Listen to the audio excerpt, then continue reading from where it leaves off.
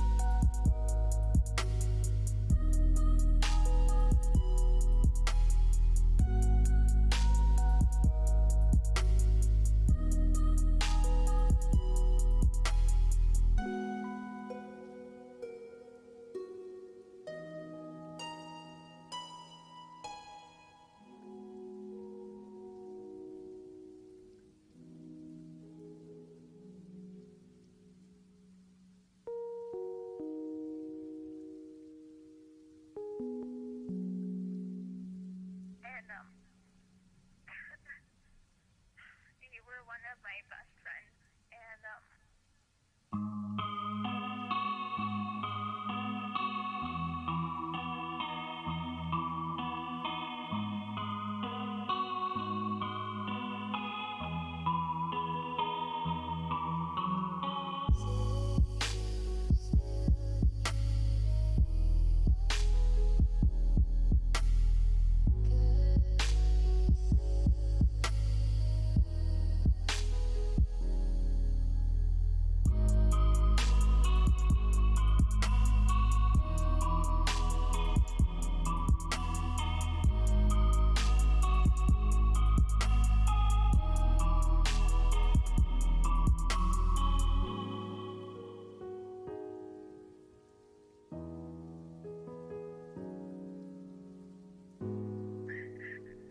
miss you so much.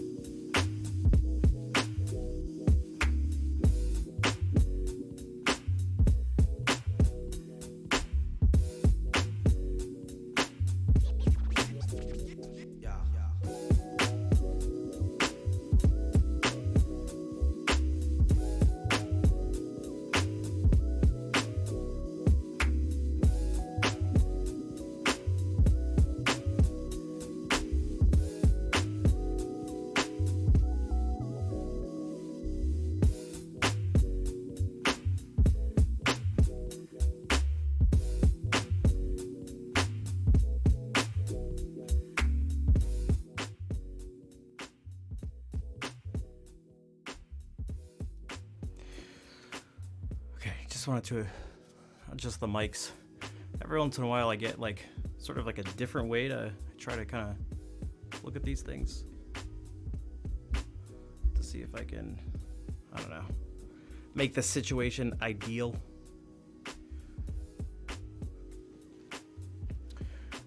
Trying to balance out a few different things.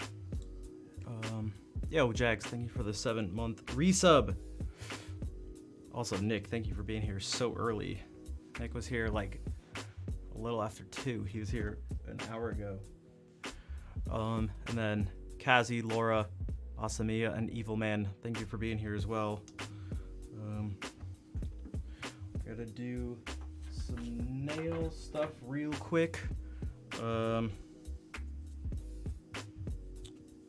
Also, I have some good news and some bad news. Which should I do first? There's only one answer, but that's what you're supposed to do. And then everyone always says the same thing when you say that.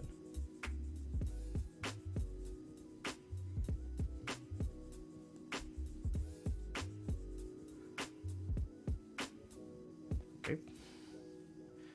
Neither.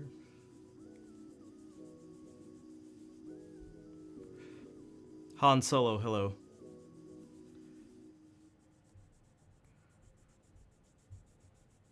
I usually don't call people out of lurking, and I don't know if this person's here, but I'll say, Vol, are you watching by any chance? Well, okay, how about this? The thing that doesn't have to do, you thought it was rhetorical? Oh, sorry.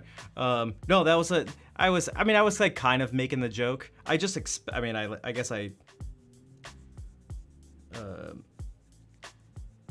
guess I expected, regardless, that someone would say like some sort of thing, but okay, so there's actually two sets of things. There's two sets of good and bad news things. Okay, purely stream related. We talked about this the other day. Someone was like, dude, your sub count is so much higher than it is. Like, things must be going good, like something like that. And I was like, let's just wait and see. Let's wait for the inevitable bleed. So you may be like, what the hell are you talking about? But I've heard, streamers call it that, where a big event happens, and perhaps along with it, or maybe it could just be the event or something, like you get a bunch of gifted subs. Okay, well, they don't renew, and so after 30 days they end. So you lose the subs unless the person resubs, which almost never happens. So it's like, okay, and that is like, when that happens, it's like you get a sub bleed. So someone's like, oh, it's crazy. No, but it seems like things are going so much better. Like, look how many more subs you have now since I was first here a month ago or something. I was like, let's just wait till a month after the front page stuff, because there were like a ton of subs gifted.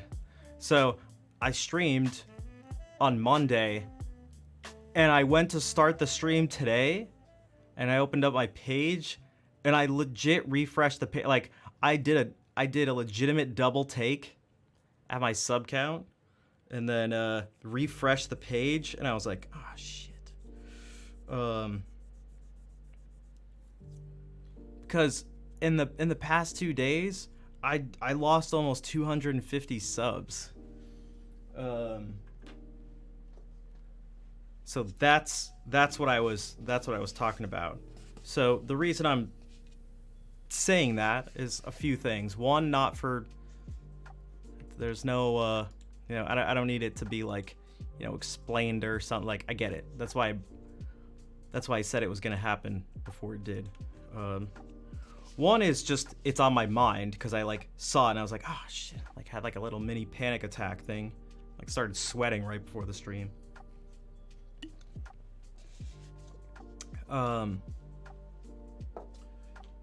Two is to just give some people an idea who don't stream or maybe aren't aware of this type of stuff, that like that's the type of thing, like when you stream and that's just like the thing you're doing, these are the kind of things you have to deal with, and like that's it's just a real part of what happens, and it's significant, and it's important. And yeah, that's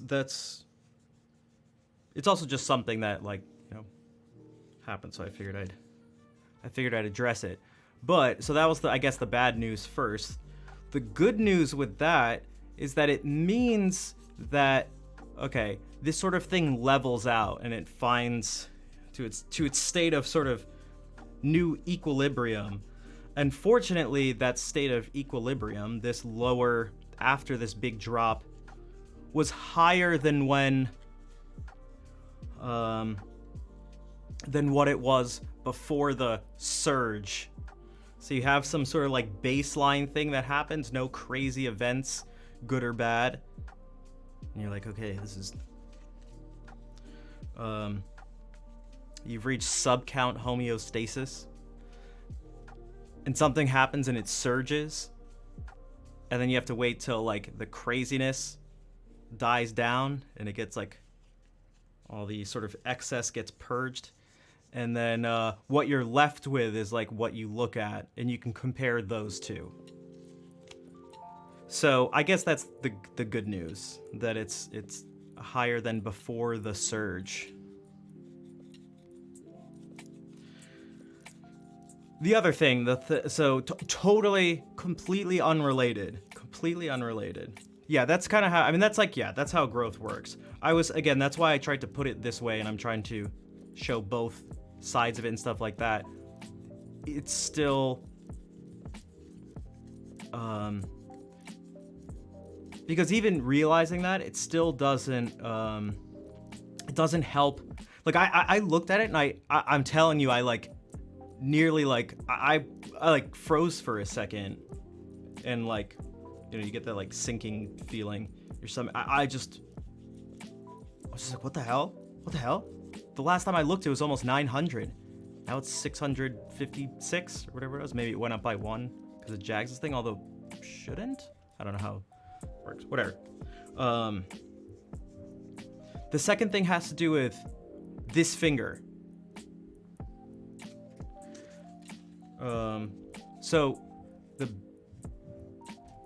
Okay, I guess this one almost has to go good news, bad news. Well, it doesn't, I mean, it doesn't have to, but it makes sense for it to be that way. No, this finger actually, though, it just happens to be my middle finger. So it seems like I did some of my own totally legitimate research, totally professional, highly academic, serious research.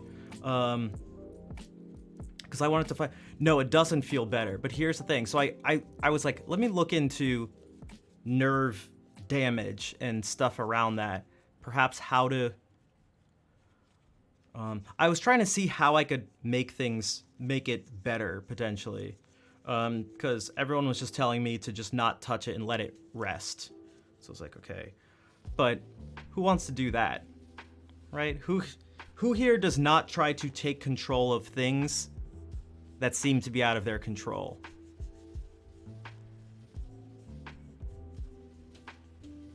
Yeah, exactly. So I'll take that as everyone does. So I was like, man, is there something I can do besides wait?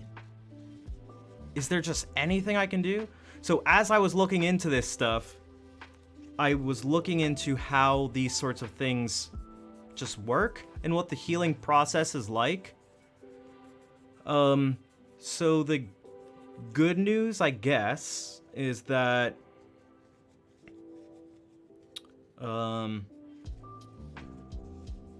it should just heal, because that was another thing I was wondering about. I was like, there was no way with like the little bit of damage that was done that it could be permanent, but of course that's like where my mind goes. Is this gonna be like this forever? It's been like this for months now. But holy shit, it seems like nerve growth is super crazy slow. Like insanely slow in terms of healing. I've broken bones, gotten bruises, all sorts of stuff, essentially all from skateboarding. And those things are like relatively quick and straightforward. Apparently this should take like around, I don't know, 4 to 6 weeks to start healing. And then once it does, it'll take, I saw anywhere from like 6 months to a year to fully heal. And I was like, what the? Hello, Soul Vibes. I was like, can we like, Can we have a campaign to spread the hey there emote?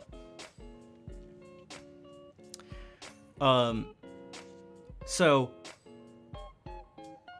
I guess that's the good news, that you still have a spot that feels weird. See, that's what I'm worried about. That's what I'm worried about. But I'm sure yours was like way worse than this. For those who are wondering, I clipped part of my skin with a fingernail clipper. And you'd be like, a fingernail clipper? This is the cause of whatever. But it's significant enough that it's like wildly distracting. But so like the sort of bad news that comes with it, you should be like, oh, it's healing, so things should just be getting better, right? That's what I thought.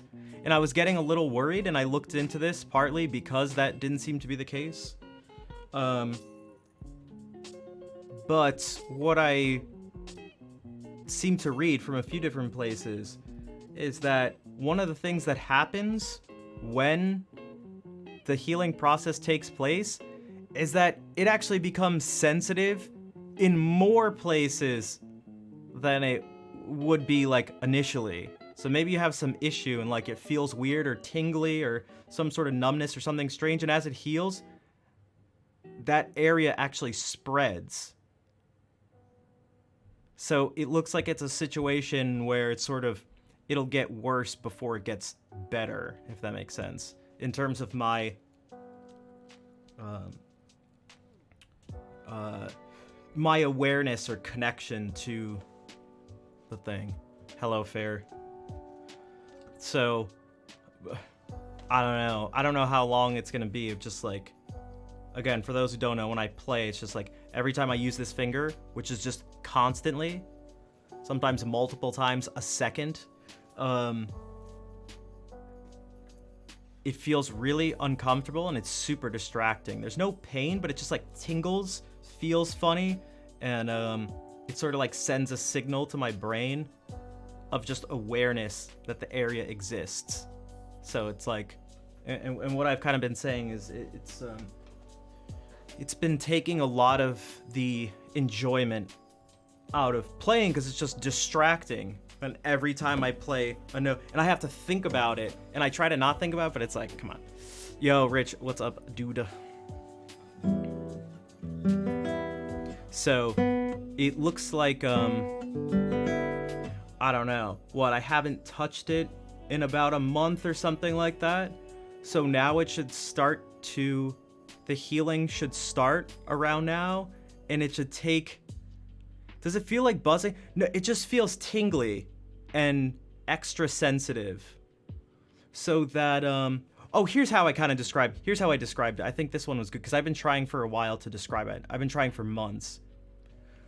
When the string touches this part of the finger, because it's supposed to touch here before it touches the nail, and that's so that you don't get this clicking sound, you want to mute the string.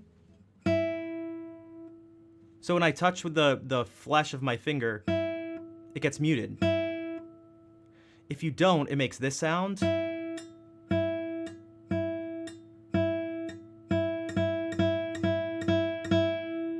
And so when you're playing, you don't want it to go tlang, tlang, tlang.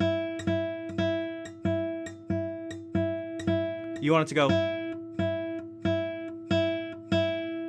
But in order to do that, you have to, touch the skin first. What's happening is when I'm touching here, I'm getting the sensation in my mind that like a really large area of my finger is almost being brushed with something. So if I take my thumb and put it over that entire area, it doesn't feel weird at all. And so and this is why I thought of it. I was like, oh, why doesn't it feel weird? It's like, oh, well, I'm supposed to be feeling stuff there because my thumb is actually touching that area. It lines up with the experience. But when I touch at a single point and I feel a large area, the sensation of something touching it, it's very bizarre. It's very bizarre. Again, in a really extreme sense, if you're just like this and all of a sudden your arm is like, what just brushed up against me? So every time I'm playing and I do this, I'm getting the sensation that something's just like to the side of my finger. And it's just like, what? Again, it's not painful. It's just like, it tingles, and it's just it's a touch sensation where nothing is being touched. And it's just very bizarre. Lantern Noir, hello. You were just thinking about my music. Anything in particular? I'm just curious. So hopefully that explanation, I don't know, like helps people understand a little bit.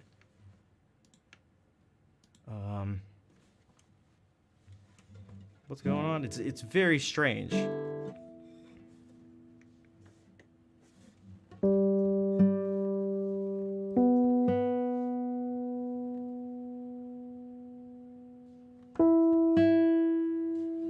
Music thingy. Oh, I've never done that sort of thing, but that may not be a bad way to maybe get into something like that. If you want to know, I guess, anything further, I guess just send me a DM. Discord's usually the best place, but it could be anywhere here, Twitter, whatever, Instagram.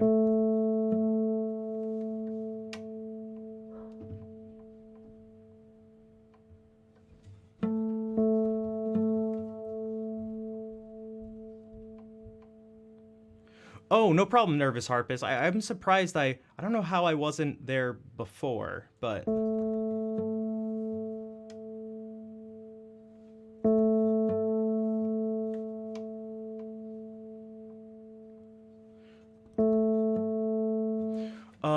I guess I'm all right.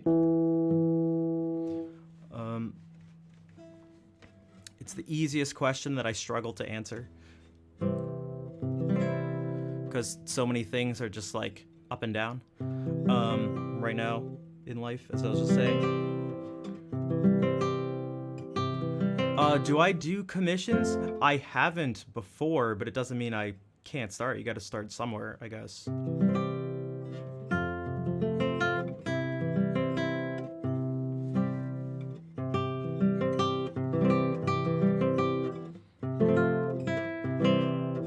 It hasn't been my focus. We can also say this for a second before I start playing. I know I've been talking a bit, but Vic the Fencer, hello. Different things in life push priorities around, sometimes outside of a person's choice, or out of their control. The DMCA stuff and then further DMCA stuff made YouTube #1 priority. Like mini humans, so I hear. That seems to, yeah, for almost everyone, the ultimate priority pusher. So that's why I've put out these videos and edited some more. And so we're gonna keep doing that. Second, so it's like YouTube stuff. There's a couple things, but essentially these videos I'm planning on nothing crazy different. Okay, that. Then I need to start recording some stuff to put on Spotify, because that's probably the biggest question I get asked, where I really would like to give the say yes to answer the person's question of, can I find your music on Spotify or some other streaming thing? And then third, not that these have to be done in order, but they kind of do in a certain sense, just due to limited, like, I don't know, energy and focus and stuff. TikTok stuff. Gotta get on that TikTok game. And I have a bunch of ideas for that. My one of my cousins, who's a few years younger than me, has given me a bunch of ideas. TikTok, that's right. I got like, and I thought I was like somewhat resistant in a certain sense, just like, oh, it's like kids these days. Also, hello, Jack.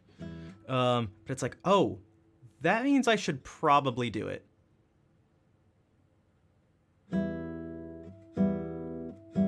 if I just shift the perspective over a bit and think like someone, like push my age almost ahead and go like Twitter, Instagram, streaming, stuff like that, YouTube. No, Facebook and like website. That's what I'll do for everything. It's like,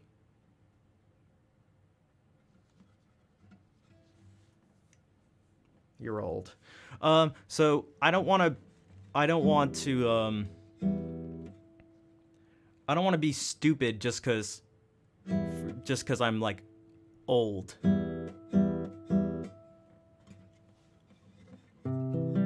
If that makes sense. You're terrified people would be, I'm sure they will at some point if you get to a certain level, but yeah, it seems like people really are mean everywhere. I mean, on Twitch, it's just like, it's terrible. And Twitch sucks because you have to deal with it in real time. So maybe on YouTube it sucks, but like people don't see you react negatively. Not here on Twitch. Oh man. you need to hang out here more.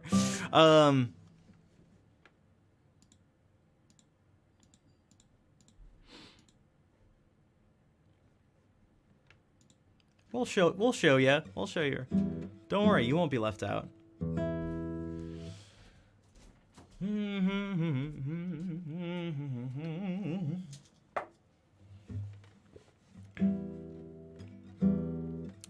Are kind here. They are, and they seem to attract also a smaller audience. Not seem to, they do. In fact, a much smaller audience than most other music streams. So, at least on average.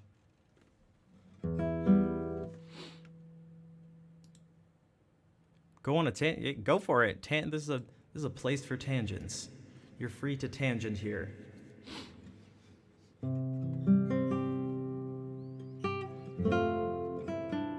Exactly, we have a tangent command.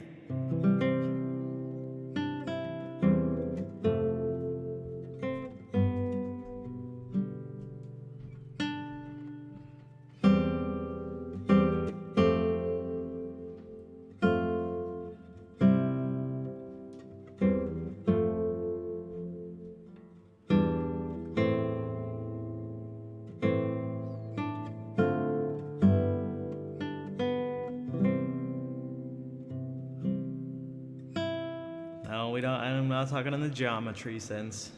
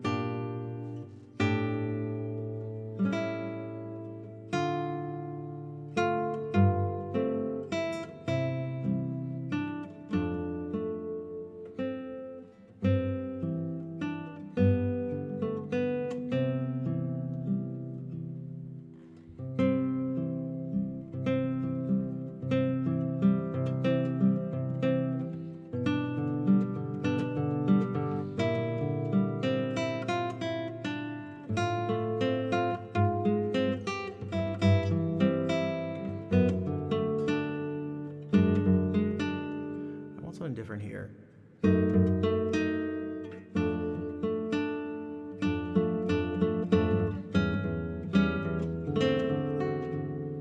Mr. Brother.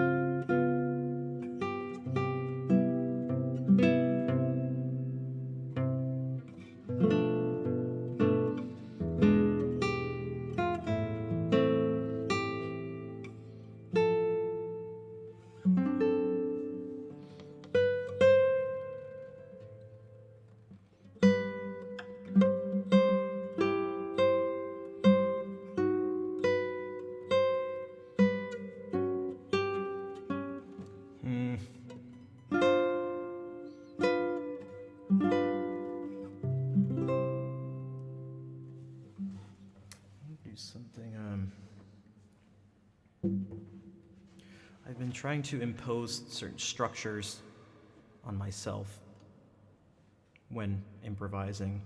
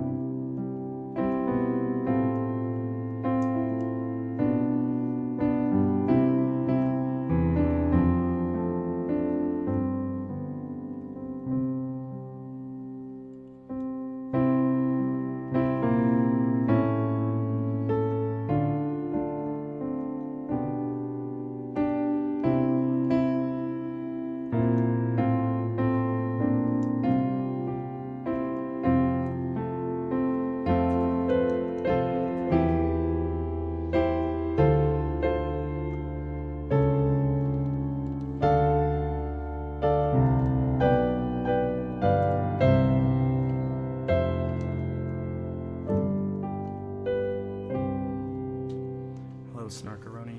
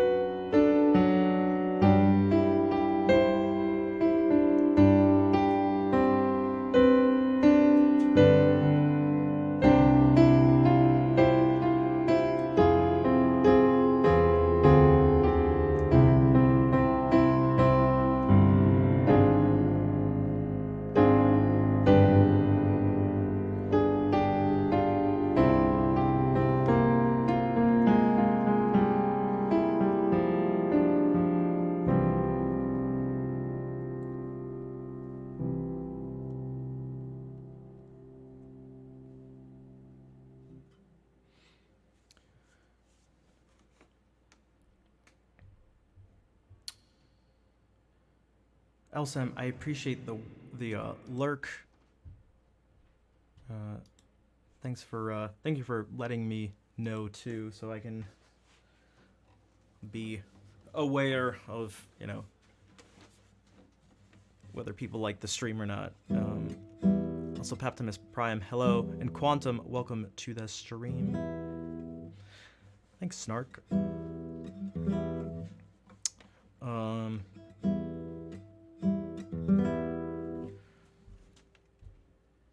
So that was something that was supposed to just be like, I only have a piano, but that was supposed to be like if you were listening to a chorale.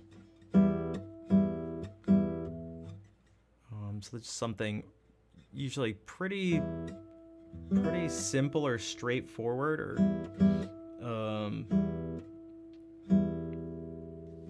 usually sung.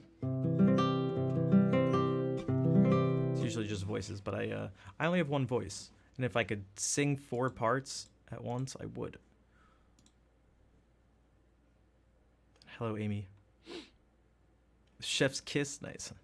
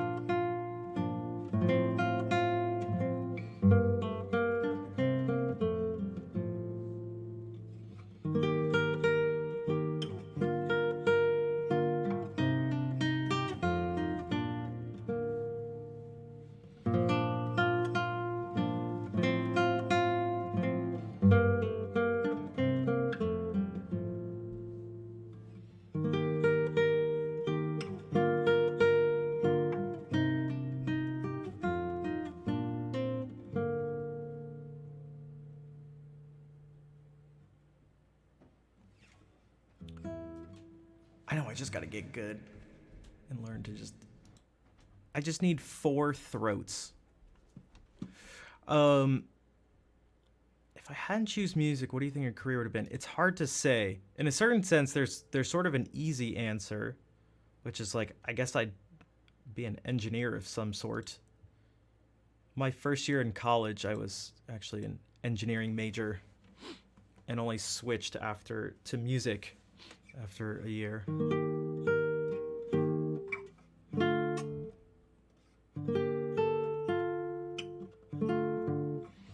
Hello, Jojo.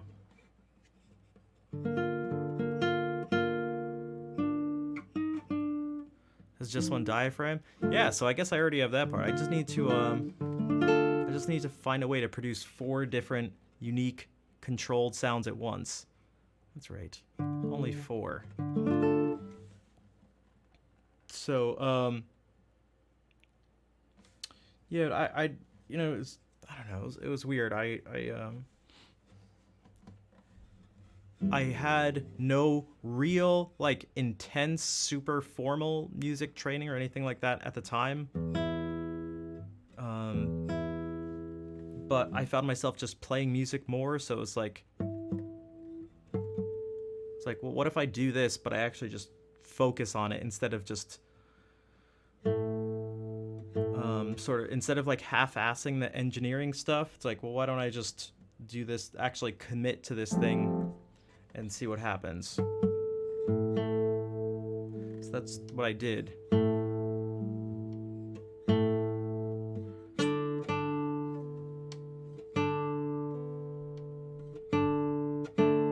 I'm whole ass in that music. No formal music and training until college. Yeah, I learned a tiny bit of piano when I was younger from my mom because she played piano. And I took violin for like a year in school and then played clarinet.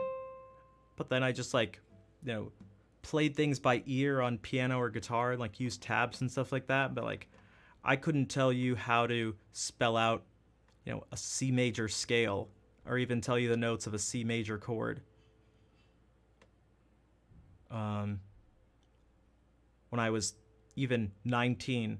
And so that's when I started learning. So that's one of the things I try to tell people.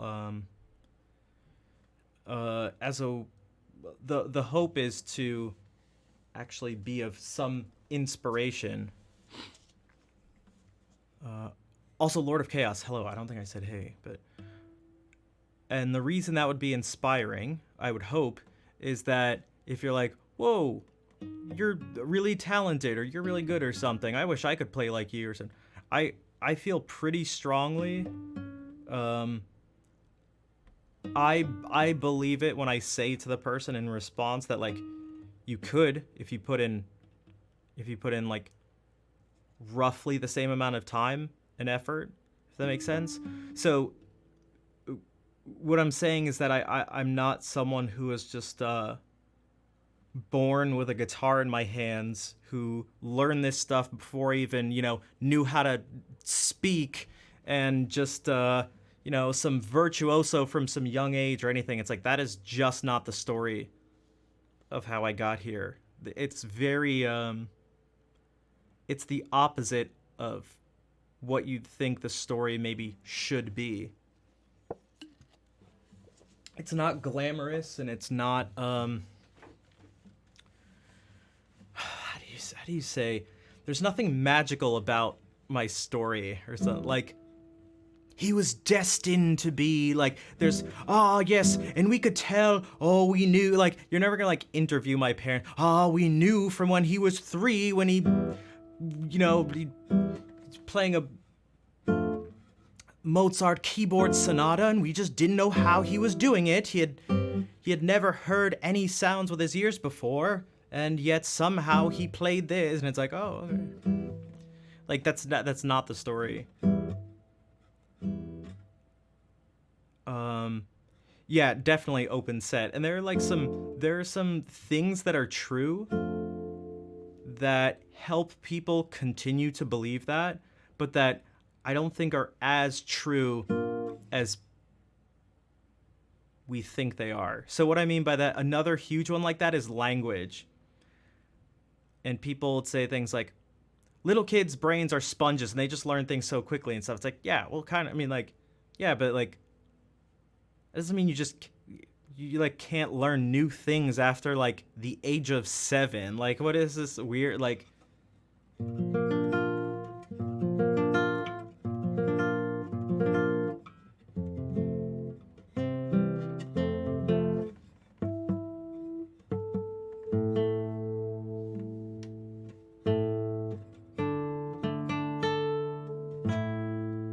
So it's like, yeah, there are some physiological things that are happening at play that help when you're younger, but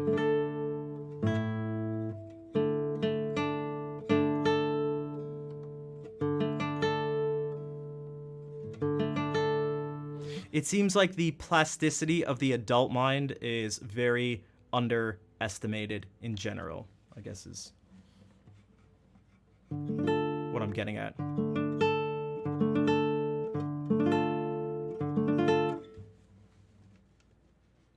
Again, everything I did in terms of guitar technique and theory stuff and ear training things too are basically, that's all adult learning. So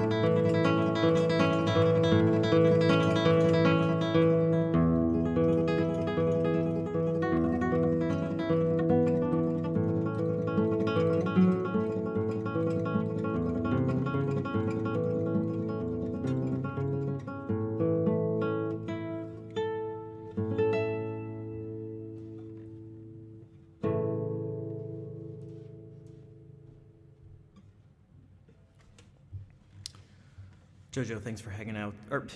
Thanks for hanging out. But thank you for helping out with the name of the song. So there were a couple things I wanted to.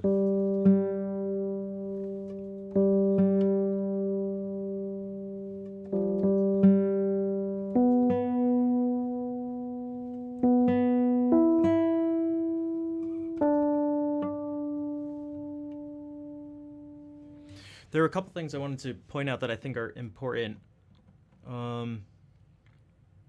Thanks for the claps. Kids play, but they're also, I think a huge thing is like kids being immersed and sometimes almost like obsessed with things. And the power of like true immersion is difficult for, I think, adults to actually experience. So like when it comes to language, for example, just going to a country where you don't speak the language isn't necessarily you being immersed in the language. But like if you can imagine not knowing any language, you can't even think, you can't process or do anything except in the language that you're being exposed to at the time. No one is saying, there's no connections you can make to whatever your native language is. There is none. It's just like people are all the time, just like everything you're doing is trying to frame things through that language, and people are pointing things out because like kids get taught a lot of things informally, a lot of the times with playing, but like a lot of their games are just like education tools. They're just like, oh, you do these puzzles, but it's like alphabet puzzles or matching letters with words or shapes and colors with other stuff. You're just like, you're being taught all these different things and all the time, and people are the adults around you are like constantly correcting you and guiding your speech, and it still takes the kids, like maybe they're like 6 or 7, they still maybe like talk like this, refrigerator, like refrigerator, some of them, they're saying stuff like that.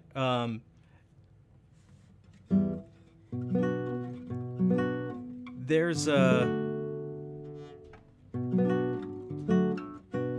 kids are like taught a lot, and that like true immersion thing I think is super important. And so one of the things I tried to do with music for myself is attempt to, and only for a little bit, do my own like freakish music immersion thing, because I wasn't doing much else in life.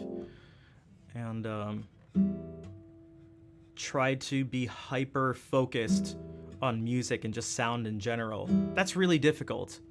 It's like, it's almost impossible. In a certain sense it is. To the degree I wanted to do it, ideally, like it was impossible. But I tried. And some good things came from it. But you can, again, I'm saying this stuff because, like, to let people know that they really can do a lot. Like, you can learn a lot and become incredibly proficient at something at a later age.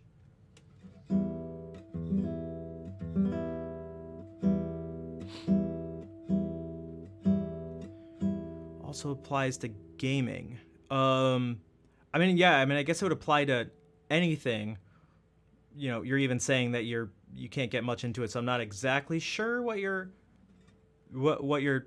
talking about, just because it's very vague. But I would say anything a human does, like, it's kind of crazy how good we are at just like adapting to different things. Like, it's pretty wild.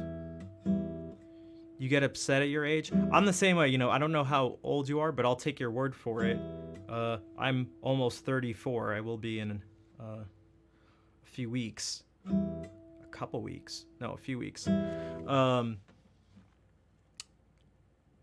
But I'm pretty confident that, you know, let's say I wanted to really get better at French and not just say it and actually do it. It's like, well, what would happen if I just spent all day never thinking or doing anything in English and everything was just surrounded by French, and I was talking with native French speakers and I was studying these things and you know, sort of grinding this thing out. It's like, I'm fairly confident that I'd get to like a super high level of speaking. But if I don't do that, it's obviously not going to happen.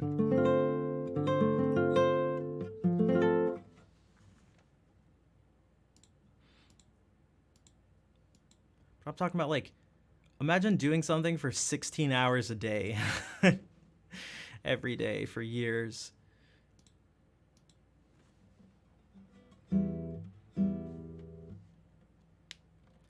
You had a meltdown when you turned 30? What was it about? I mean, you don't have to share it if you don't want. I'm just curious, though.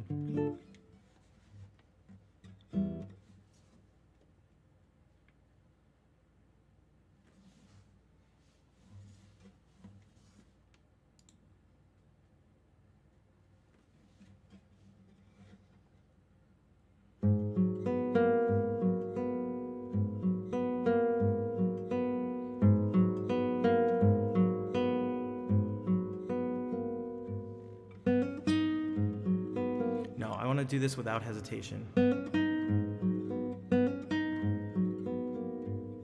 I hesitate there so much and it causes more problems.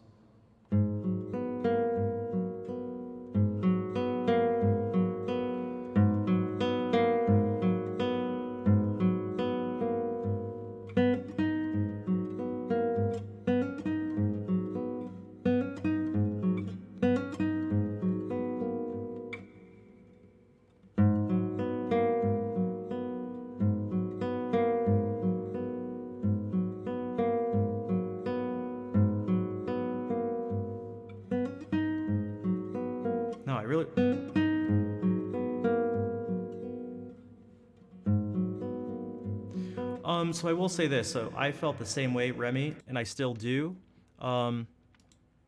Also, who says that really? Messages like that don't need to be explicitly said because, you know, probably no one has ever said that to Remy, and I know no one has ever said to me, you should have accomplished more by the time you were 30. No one's ever said that to me. But McAvoy, hello. Also, Gravito, hola. Okay, this is, let's see how much we can do this without getting into too much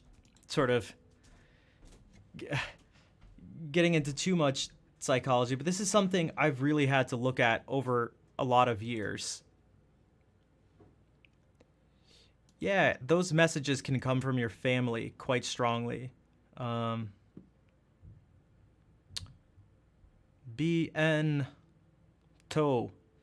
Oh, wait, is your name Biento? Biento? Biento? Is it like see you soon? Maybe it's something different, but that's what it sounds like when I say it out loud.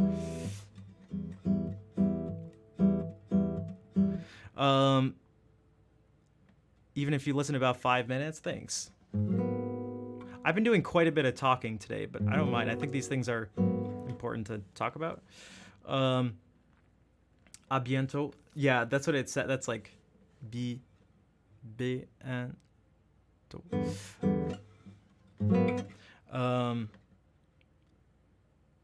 So we're pretty good, especially when we're younger.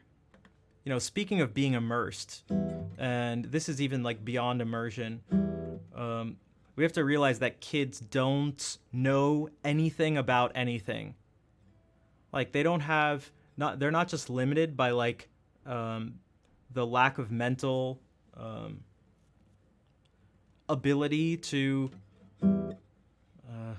you could say do certain computations, but also the fact that they don't have any experience of the world. They don't have any context for anything. So that's like kind of a special, like an extra special situation where this sort of thing is amplified. But like, we're very good at picking up on messages regardless of whether they're explicitly stated or not. So, you know, I'm almost 34 and I live with my parents, and like, you know, I'm in my parents' basement right now. And so it's like, you know, I should feel like a loser is the message I get.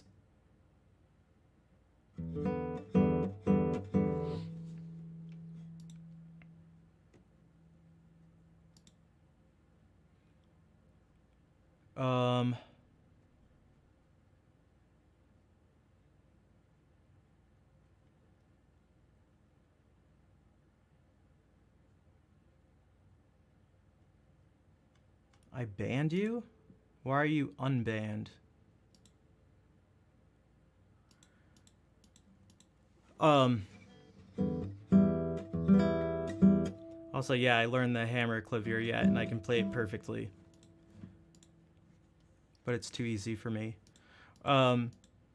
So people say things like, no, lots of people live with their parents, lots of people are struggling and stuff like that, and it's like, yeah, but that's not how that works. So one of the examples I use is like the typical response, like if someone's describing a troll and they're even trying to help out the person. Someone was trolling me. Don't worry about them. They're probably some like 30-year-old guy who's just some loser living in his parents' basement. That's like the description. And you're describing someone who's like really not good, like just really shitty. And the description most commonly being used is a bunch of things where you share that description with that person. And so it's like, you don't have to tell someone that they should feel bad for, you know, like, no one needs to tell me I should feel bad for being in this situation. They've already just kind of done it. They just haven't said it about me specifically, or said it to me specifically, but they've said the exact thing. They just didn't know they were talking about me, because they probably weren't thinking about that. Also, Marilock, thank you for the 15-month resub. So we say certain things, and if you just like get that message over and over, you're going to start thinking it and believing it.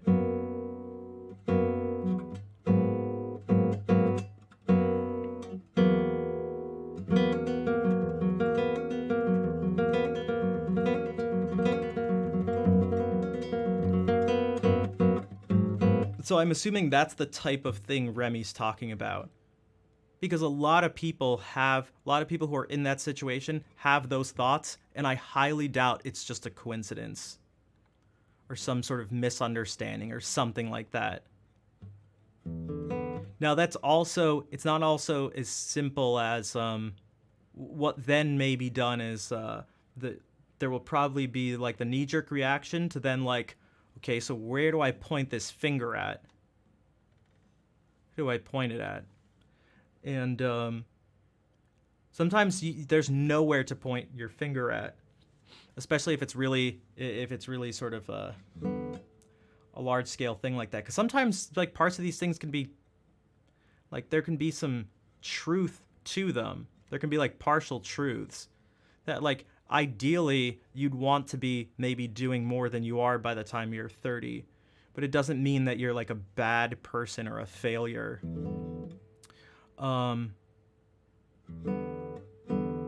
Now those things can be like tied into it when they shouldn't be. This happens in terms of social media stuff with like numbers, statistics, and like there's nothing good if you want to have some sort of success, you know, like streaming or something. There's nothing good about not having a lot of viewers or subs or followers and something like that. Like that's not desirable. You shouldn't feel better about that than if you had more or something like, but you don't want to then the sort of like the mistake I think would come in would be when you tie like your self-worth or something like that to it. And that's way easier said than done to just not make that connection. It's very easy to even like rationally make that connection. Archknight, what's up? Also, Tengi, yeah. Well, Marco raided him. I left. I came back, and I saw he was on. I was like, yeah, I'll take in some Arthur for a bit. And I saw you there, and I was like, oh, hello.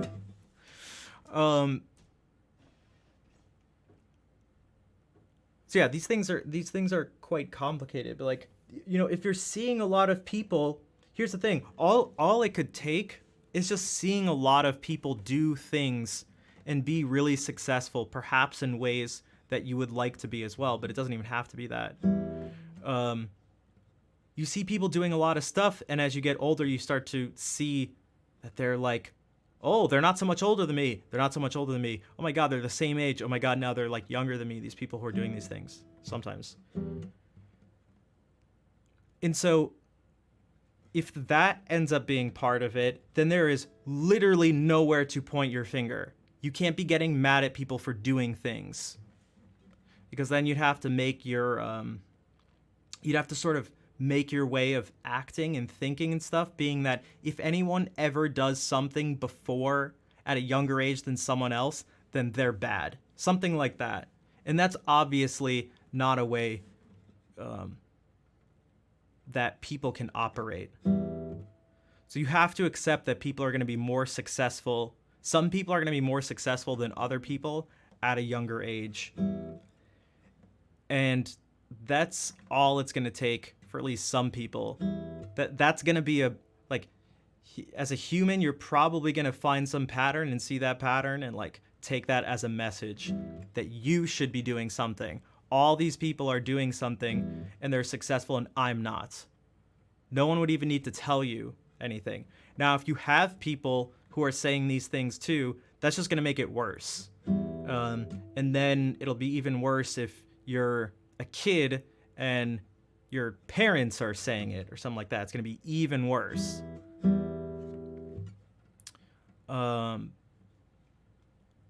So if you're like Remy, your parents are awful about that. You get these messages from your parents, you're young, that's like how you're creating how you see the world, and it's your frame of reference and everything is being shaped in this way. Then you see all these patterns, you see these things happening, and these things that are happening, you're not wrong about them. It's not like there aren't people younger than Remy who are successful. You can't chalk it up to just like, no, you don't know, like, you're just not seeing things right. No, it's not actually how you think things are. It's like, That's just not right, and that's a good way to make someone even feel guilty, and then also sort of paranoid too.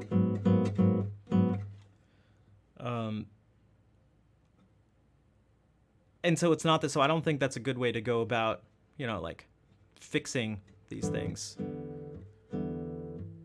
I don't know if there is like a really good way to go about it either, because they're super messy and complex and nasty to deal with.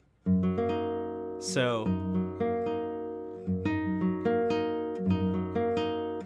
yeah, I mean one of the things I can say is that I deal with this stuff a lot, all the time, in all sorts of aspects of my life, in all sorts of ways.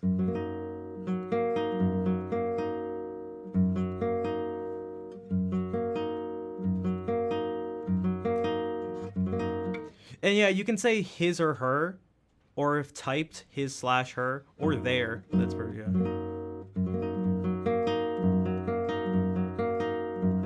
You have a fatigue disorder? I do as well, so I at least understand that, like chronic fatigue. And even though I've now, after, more than a decade of looking into it, found out what's exactly going on, unfortunately there's not too much I can do to just make it all better again. So that makes things tough. I don't know what your situation is like for that, but I know for me, I have to just kind of go like,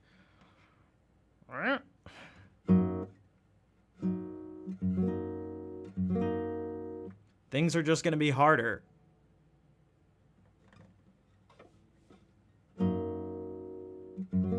You've even separated at birth?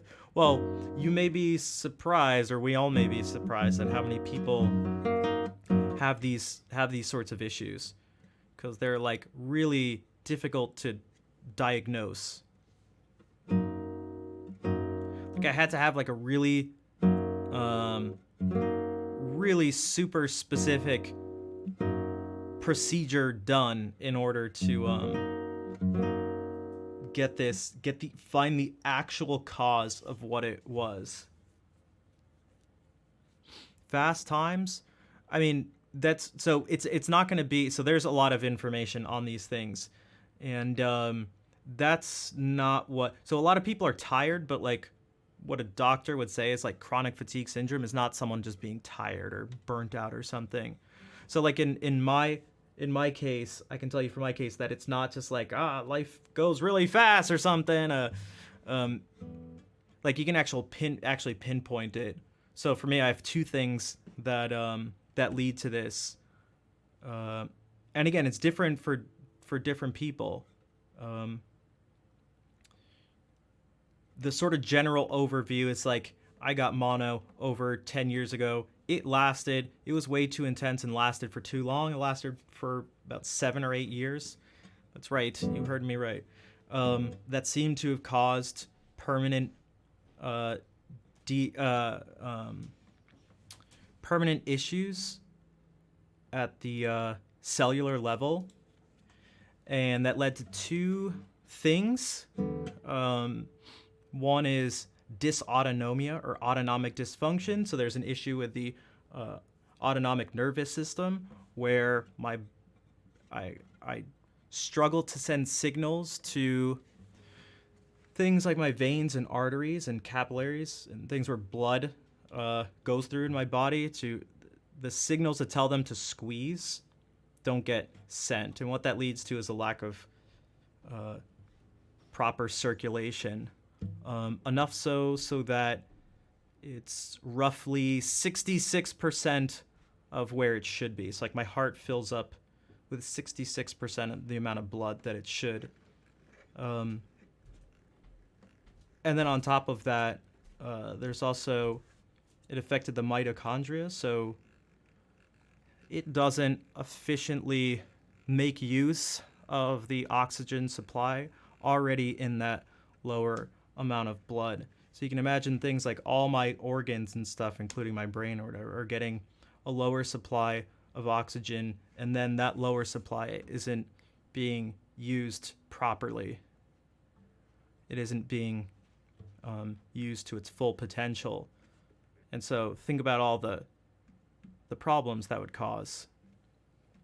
And so if you just so you can't look at these things all as one simple thing, or just try to get, you can't also just guess what the issues are, because there's a temptation to do that. It's like, well, these days everything's like, the internet and fast stuff, and like you can just like say things, and it's like, yeah, but is that actually true, what you're saying?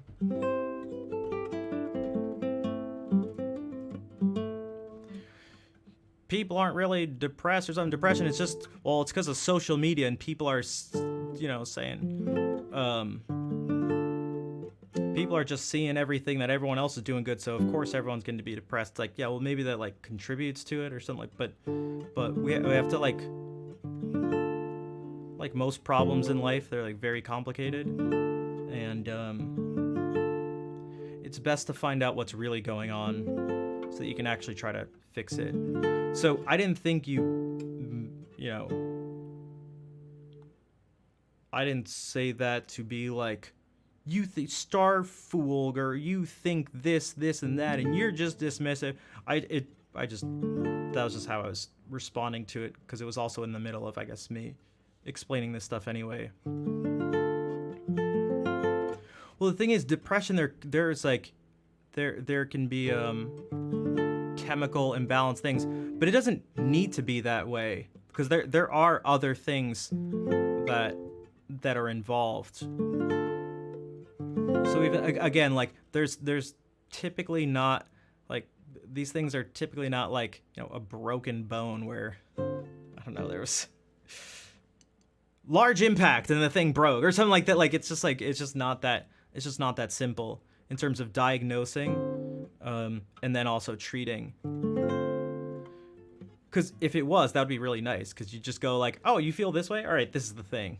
And just take this magic pill. It'd just be magic pills everywhere, and everything would be nice and simple. But it's just so not that. Yeah, because there could be that. Like I looked into sleep apnea too, because we had to rule a bunch of stuff out. Yeah, so if someone was just like, oh, my situation sounds like yours, here's what I did, so therefore this is what you need to do. It's like, I don't know, because it may be different. Just may be different.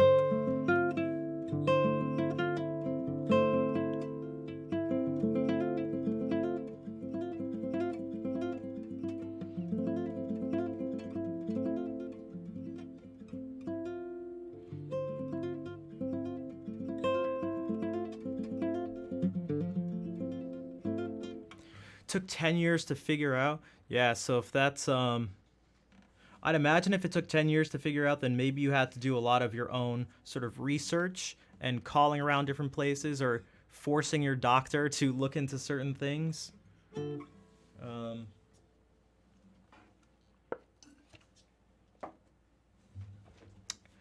Yeah, because you also have to realize, like, the doctors, they don't have a magical they don't have a thing like on like Star Trek or something where they just like go like, and they wave that thing and they know exactly what's wrong, and they take the other thing and go like, and it's like, oh, I'm healed now. We just don't have those things, so a lot of times they just don't even know what to do. Their hands are tied in a certain sense, so it makes it even harder. Again, it's like, where does something's wrong, so where does the finger go? Who do I point it at? And it's like in my situation, there is no one to point a finger at. There's just like, a lot of times in life, things just suck. I can't even point it at me. There's literally no one to, it's just not a finger pointing situation. There's no one did anything wrong.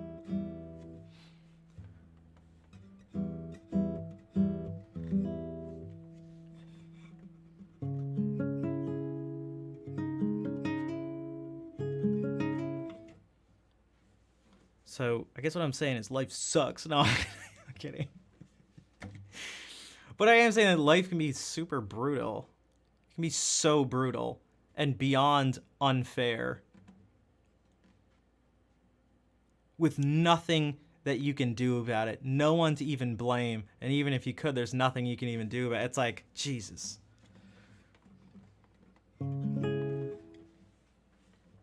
So, oh, what the heck? A raid from Felt? Well, you came into a totally inspiring rant and tangent. Ras, thank you for the 20-month resub. Welcome everybody. So I'm about to play music, and I was going to anyway, but I wanted to end this with something because there actually is some, I think, some hope, at least that I found. That I found. I read in short. Yo, Felt, thank you for the 30-month resub as well. Oh, hello. We don't have to take. Well, I'll just say this. So it's like, so for the people who just came in, basically what we've just ended with, you came in right and that life sucks and everything's pointless. No, but kind of, but not really, but maybe. Things are okay. To recap, things can be really difficult. Life can be really brutal, often with nothing you can do about it and no one to even put your blame on because no one did anything wrong. It's just, you just find yourself in a bad situation. Ras, thank you for gifting that sub to Missy. And so the only thing I've been able to think about is a way, like, that's where you have to start. You can't pretend that's not the case. You can't pretend that's not the case. So it's like, okay, so what the hell do you do? What do you do? Because it sounds like everything's hopeless, right? You're like, what? I can't do anything about it, and I can't put my problems onto other people. And you're the problem. Ras, thank you for giving that sub to Complicated Human. Stuff does go wrong, so what happens when it goes wrong? You can still try to, like, fix it. That's way easier said than done, again. Especially because a lot of times the things that are wrong make it difficult for you to try to even fix them. Fel, thank you for gifting that sub to Appelyak, perhaps? Is that how you say that? I'm trying to... And thank you for gifting a sub to J freaking Trash Panda. Thank you guys for these gift subs. I swear I'm going to play music. It seems like you have to find enough of something positive. And as many things that are positive so that that the shittiness of your situation is worth going through.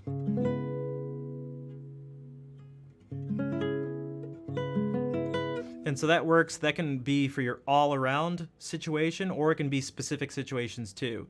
So like I say that when people talk about streaming, like, oh, I want to like stream or something. It's like part of that is you should be ready to, you're most likely going to have a ton of just like, some people don't have, some people are like super fortunate in a lot of ways, and it's not always just, and it's not black and white. It's not like everything's just easier, everything's difficult, but like it's very likely that you can, so many parts of streaming are going to be like miserable. And so if you approach it for what I would say would be like the right reasons, getting reasons that'll last you through those terrible moments, and those moments may actually be span very long periods of time, then that would be an example of like the good things outweighing the bad stuff. And hopefully that entire situation adds to, if something else is off in your life, that's one of those things that tips the scale towards the side of things being positive. And so you try to find as many positive things in life so that the shitty things are worth bearing. Raz, thank you for gifting that up to Pine Branch as well.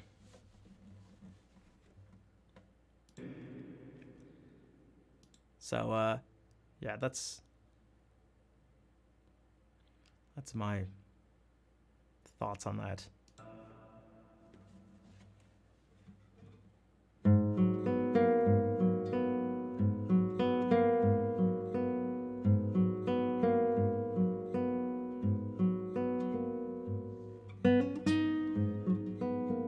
Now we're gonna do this with it.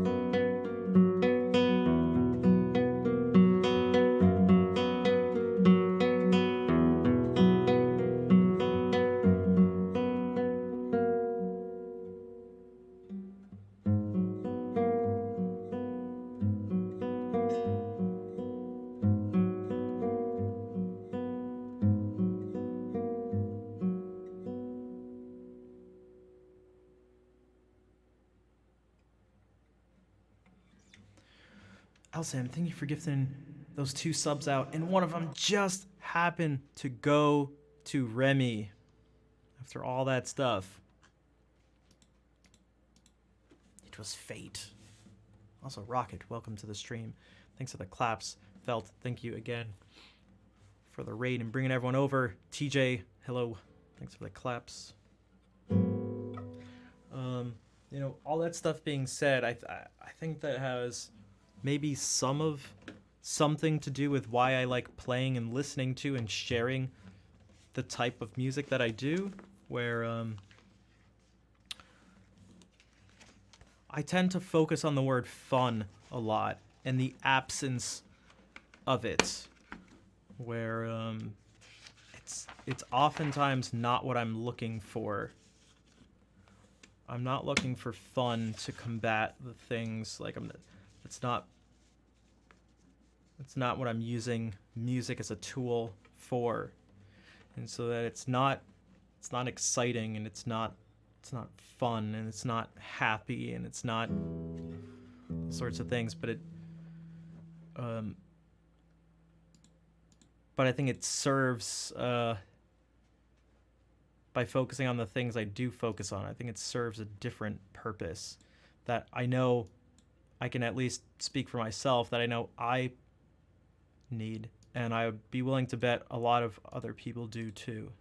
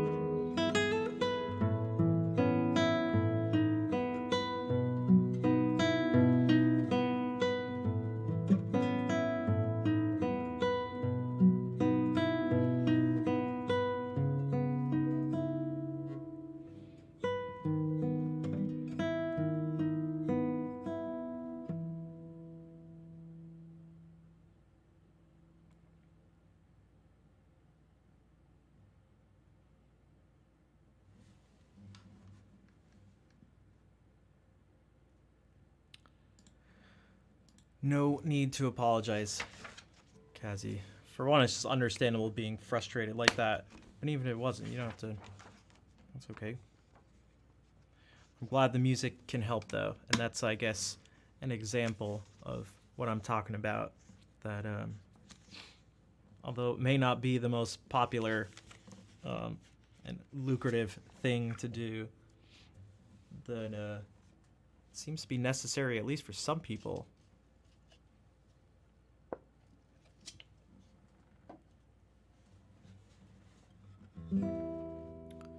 Thanks for the claps.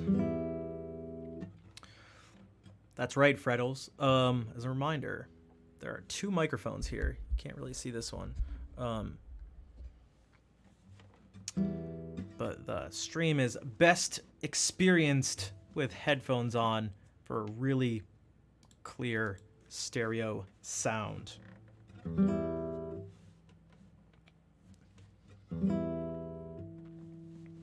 And if you aren't able to do that, that's okay, because it is specifically set up in a way so that if that's not the case, everything will still sound totally fine.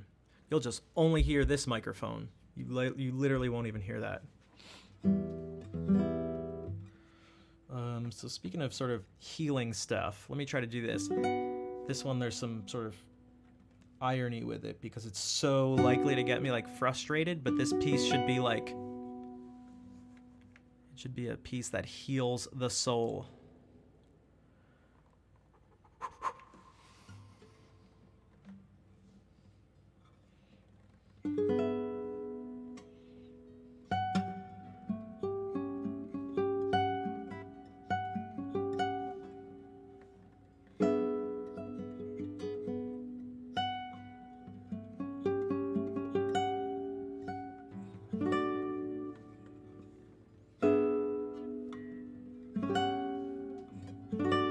Ooh, if I could do that.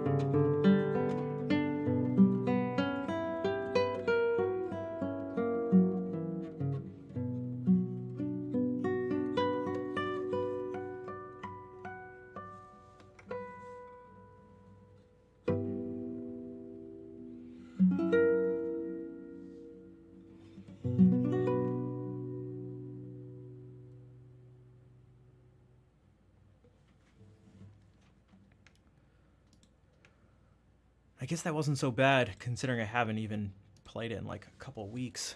Jeez. From screens before bed, that's probably a good idea. It's always nice to hear you play. Thanks, Felton. It's always nice for you to be here. I always appreciate you being around. Thank you again for the raid, and for the gifted subs, and for the resub. Take care. Your soul is healed. Yeah, with the headphones, it just It's just physics. There's just a more direct connection to your soul. The sound is just closer to your soul. I'm pretty sure that's how that works. It's physics. It's science. So you can't really argue with it.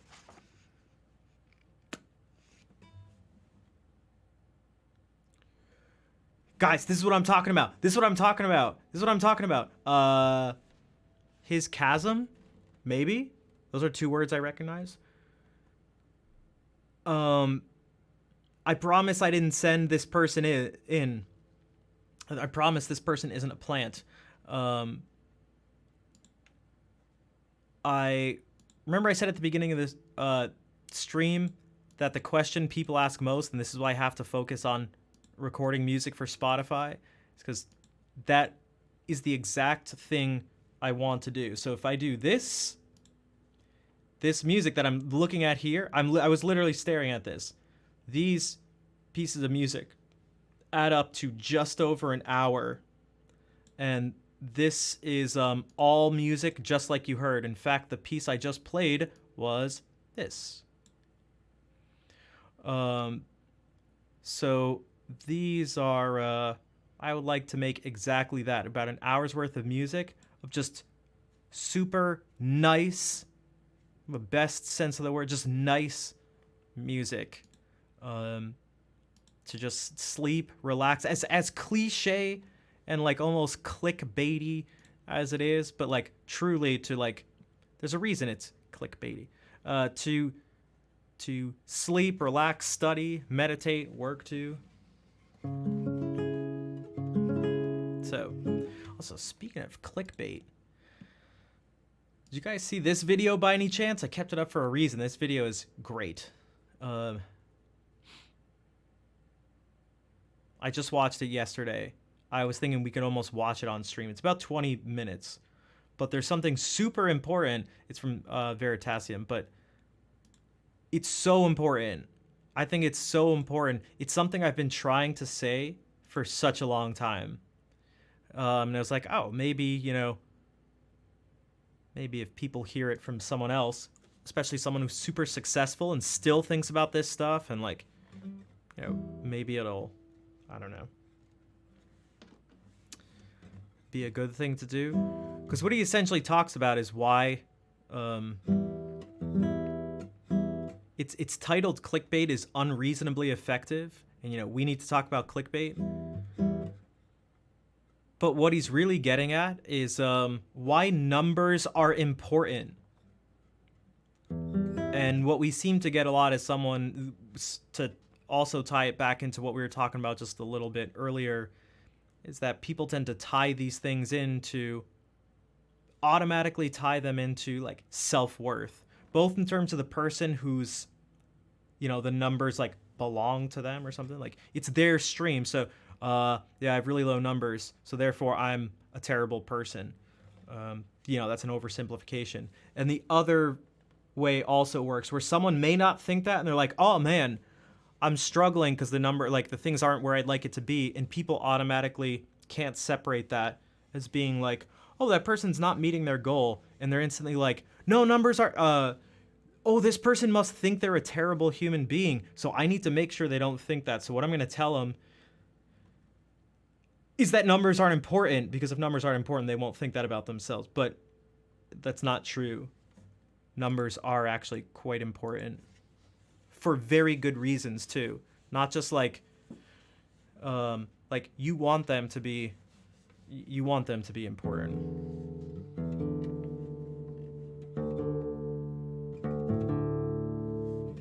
And he says the thing that I've been trying to say too, which is like, he can't continue to make videos. He can't build the channel. If he wants to provide educational content, he can't do it unless people watch his video. For one, it won't get shared and it won't grow, and people won't see it. You can't educate people if you think what you're doing is worth it. People can't experience your thing if they don't see it or know it exists. And two, if he doesn't make the money to be able to continue doing it, then he can't make the videos, and therefore people won't see it. So if anyone believes in what they're doing, they need to get views and they need to get money. Like, that has to be a thing that happens, unless they're just like independently wealthy. Well, actually, even if they're independently wealthy, they at least still need the numbers. They may not need the income. But the impression I get is that people find it difficult to separate that idea from the idea of greed. And there's actually a big argument in the Smash community right now, as we speak, of people being mad that people who are organizing like these events are making money, like Smash tournaments. In one tournament in particular, if I want to be fair, and it's like, dude,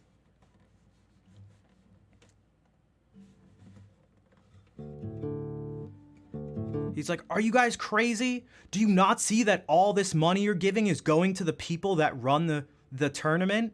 It's like, yeah, I hope so. These people are making money off of you. It's like, yeah, they are. What do you... Okay.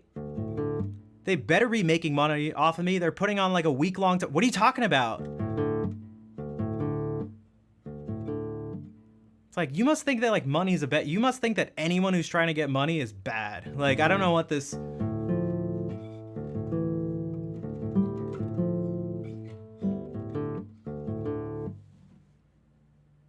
He's like, it's a scam.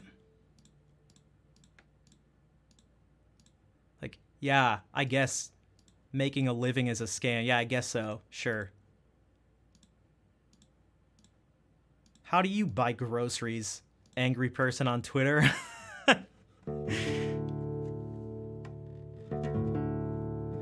Bro, I'm going to the store, I'm getting this stuff, and it goes to the person behind the cash register? This person behind the cash register is just trying to get money. All these people are working. The only reason they're working is just to get money. I'm exposing them. Y'all don't see it. It's right in front of your eyes, but you don't even see it. You're blind to the fact that all these people who are working, they're working so that they can get money. Oh, dude. You're so woke. I wish you had told me that before. Oh my God. Dude, I thought everyone was working for free. Damn it, dude. I thought my money was just going into a pit at the back of the store and they just burned it. I'm so sad now that I know that the money is going to the people who work at the place, and the people, you know, part of it goes to the people who run it and the people who make the products that are being sold there. Damn. And the people who are transporting it too? No, how can this be? The money's getting distributed to the people who are making this possible? Shit, we gotta rise up.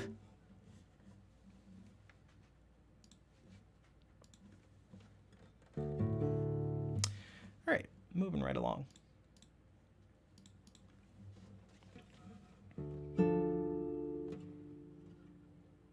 It's been like my whole Twitter feed, because like half the people I follow are just from like the Smash community. So everyone's just freaking out of it. Okay, you know what they're not freaking out about? The second movement of Ponce Sonata No. 3.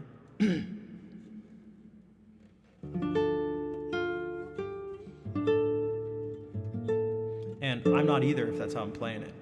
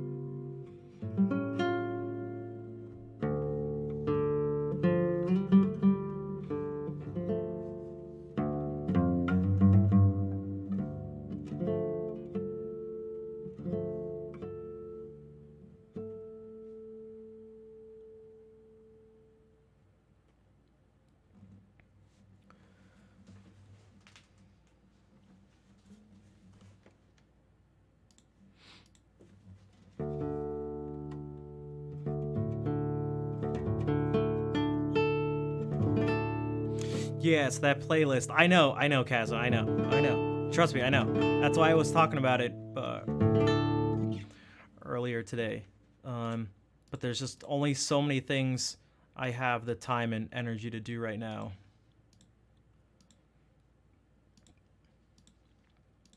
Just professionally record an hour's worth of music. Just whip it up real quick. So there is a lot of you want an hour's worth of relaxing music in a single. My last YouTube video, there's an hour's worth of music just all right there. Also, Vol, hello. Maybe I should say this again real quick. I don't think you were here in the beginning. I looked into some stuff about nerve damage and healing, because I was like, is there anything I can do to help with this? And from what it seems like, an hour of music. Yeah, that last improvisation. That's right. That last improv. If you go to my YouTube channel, just the last two improvisations totaled almost 2 hours. Look at this. Just in time. Hola, tenis.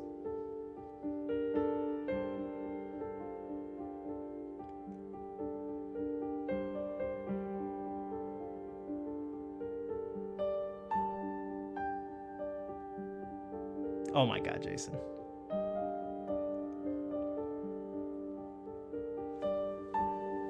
No, what did I like? I like the chord that comes up after this.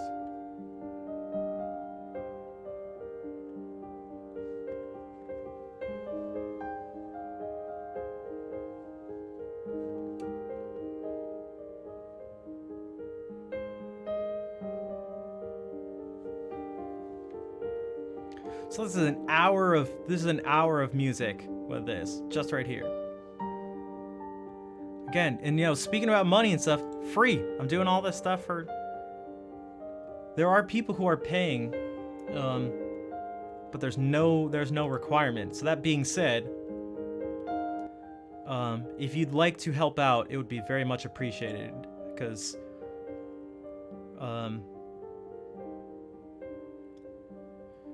I'd like to continue doing this, and it helps me be more confident in what I'm doing, and also just give me more hope, and eventually then actually give me the ability to just actually be able to support myself, because I just can't right now. I literally can't. It's just not enough. I gotta give money to the people at the store so they can, as I just found out, use the money to pay people and stuff. Again, before I thought I was just giving them money so they can burn it behind the store, but apparently people are getting paid for doing things in life. But yeah, so check out the YouTube channel. You can actually help that way too by liking, subscribing, and then also sharing the video. That helps too, so that more people can see it, and maybe more people, it can help them out, because if they like the music, well, now they have music they like. And it also helps me out, because then it can go to more people, and I can make more stuff and reach more people with it. You like that, Scarlett? You like that?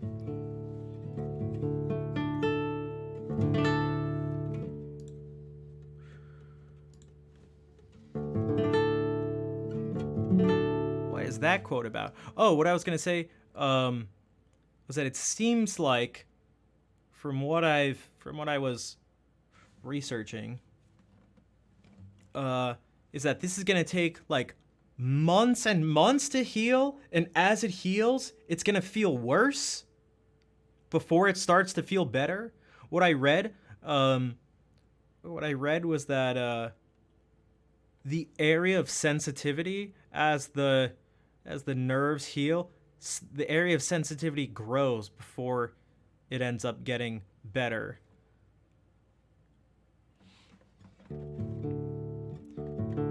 What does subscribing to the YouTube channel do for me specifically?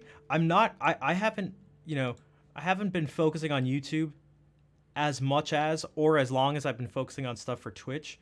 So I'm not totally sure all the ways in which it would specifically benefit me. I haven't looked into too much in terms of like the stuff in terms of the algorithm, the mysterious algorithm of YouTube. I know there are things that are important, like your click-through rate,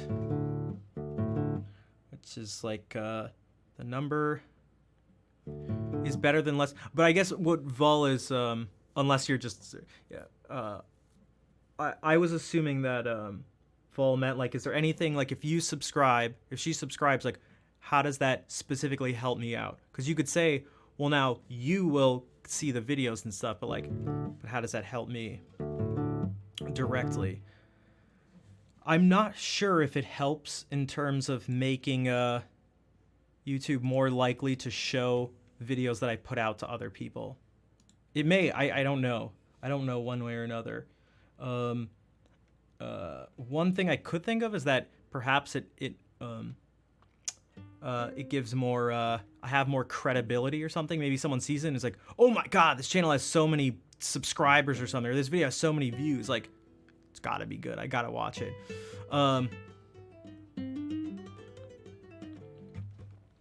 You won't believe what happens in these woods.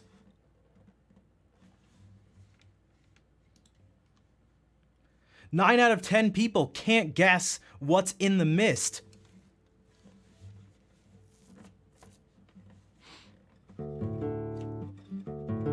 This mist changes everything you think about woods. All right.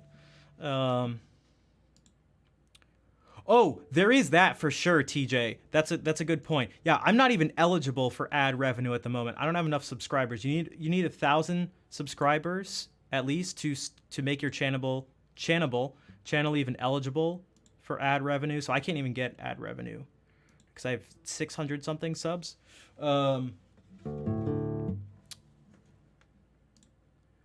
So that would help in that way, but gives more visibility between. Yeah, that's what I don't know for sure. I know for sure the more people that click on it per number of times it's shown. So the impressions are how many people it's been shown to.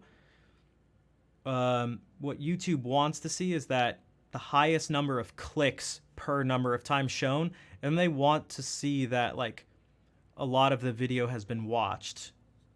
Yeah, the CTR, the click-through rate, is that clicks per number of people it's shown to.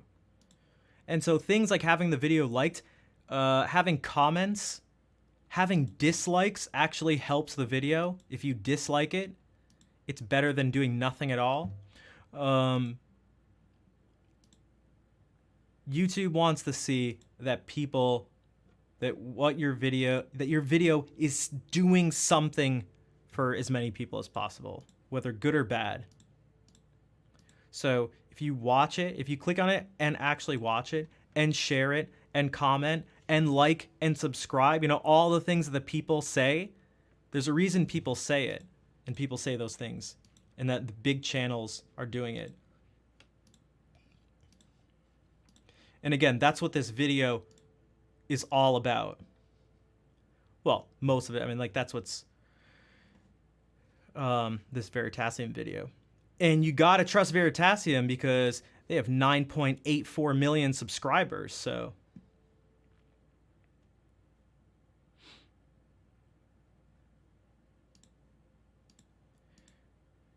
But yeah, I really think we should watch it at some point today and go through it. Because it's just, there's so much stuff that I've been talking about that he brings up in this video.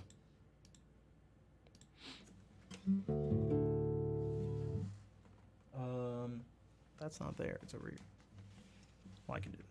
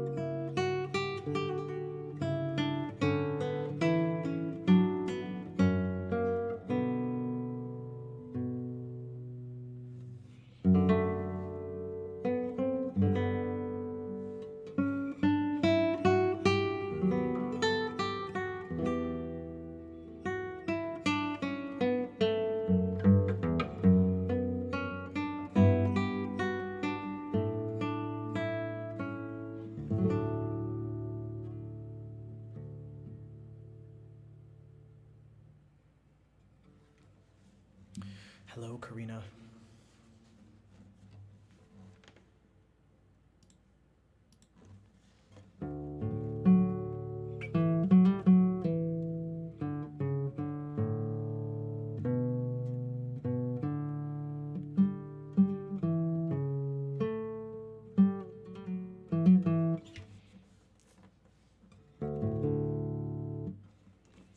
And thank you for the claps.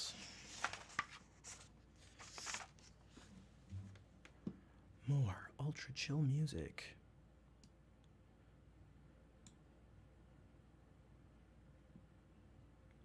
Did anybody notice a did anybody hear a noticeable increase in the amount of like white noise in the background from this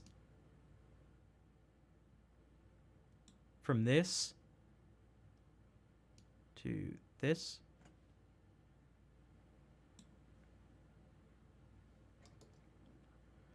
Hey Scotty, what's up? It was so funny seeing you and Tangy both there and Arter stream last night. No? Okay. I moved the microphones back a tiny bit, and I think it made things a tiny bit quieter. So if I want to make it louder, I gotta turn it up a bit. But that also means that there's gonna be more unwanted noise. Also, 1 second, let me do this. I'm not sure this is how this works though. Come on. That should be fine. Yeah, Scotty, thank you for the thanks for that sub last night. I've saved a bunch of his copy pastas just for people. If people are curious, I mean, some of them crack me up, and I just think it's so funny. Sometimes I try to think about it from the point of view of someone who doesn't, either someone who's not familiar with Twitch or someone who's not familiar with his stream, because his stream seems to be the epitome of just like the chaos of Twitch. It is like total, like, I don't know, chaotic chaotic neutral in Twitch form.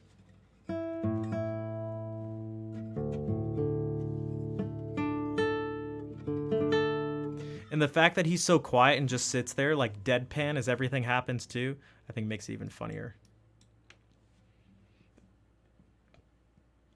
Okay.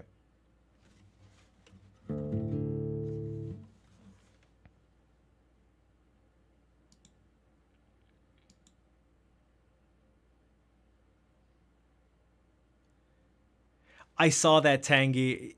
Instead of the cheer, it just kept saying cheer 100. Yeah.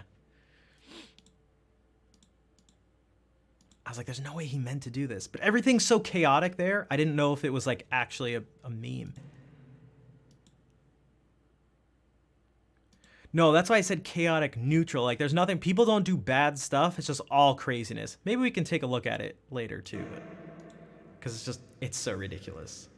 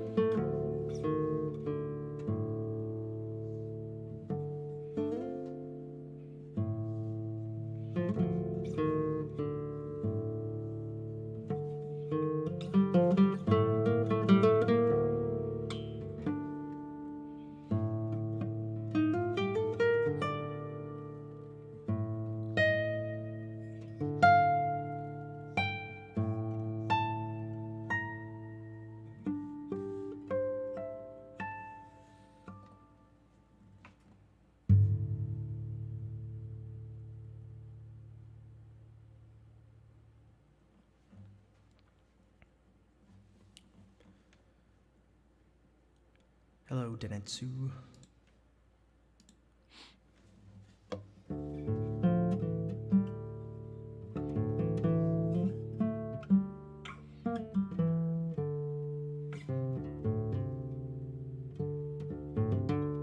Yeah, it's Schnaf music because Schnaf was taken. G Pike, what's up? Oh, that's what I was gonna say. Yeah, text to speech would have to be its own, in its own like section of the stream.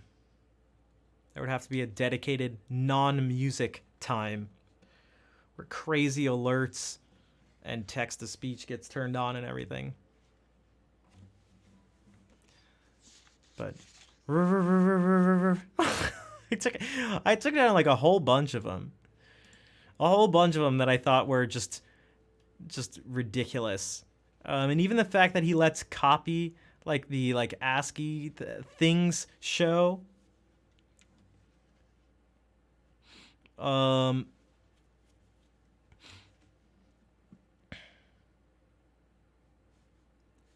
vacation?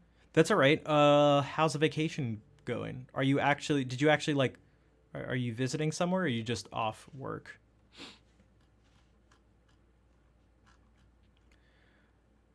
Yeah, right now it's 3 full pages of stuff here, but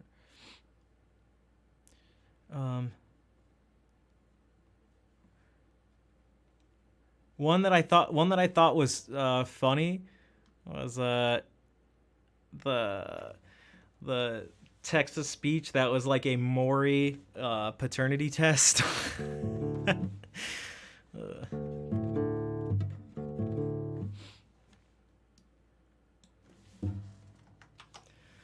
This was someone's message, by the way. Dude, I can't even, there's so many memes going on that I could not follow. I was like, what is this foot thing that's going on? There was just so much stuff. I was like, oh my God, I can't follow. I can't follow this. If you like what you're doing for work, you never work a day in your life. That's what the Sam Adams guy said. I just could not follow the memes. I just couldn't do it. Every single comment, I was like, oh my God. I wanted to ask him a question. It's like, I think questions like aren't allowed here. I was gonna be like, are you allowed to like, not allowed? I was like, can you do like a spin jump and bounce off of the huge spike things? Because I was just curious for myself, but I was like, yeah, it looks like people don't talk here.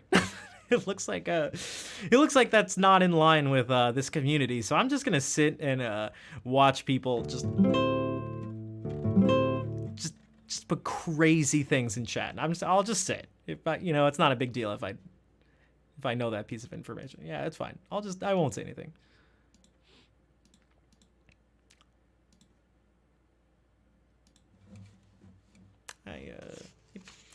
All right.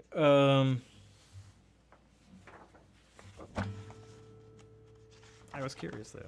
I actually kind of still am curious if he can do that, but do you G? G, are you familiar with? Do you know who Orator is? Because if not, you should check out his stream because I think you would love it if that's the case. No idea. Okay, why do I feel like you do that? Maybe you do. I don't know. I can't tell. I can't read the sarcasm or not. It could be either.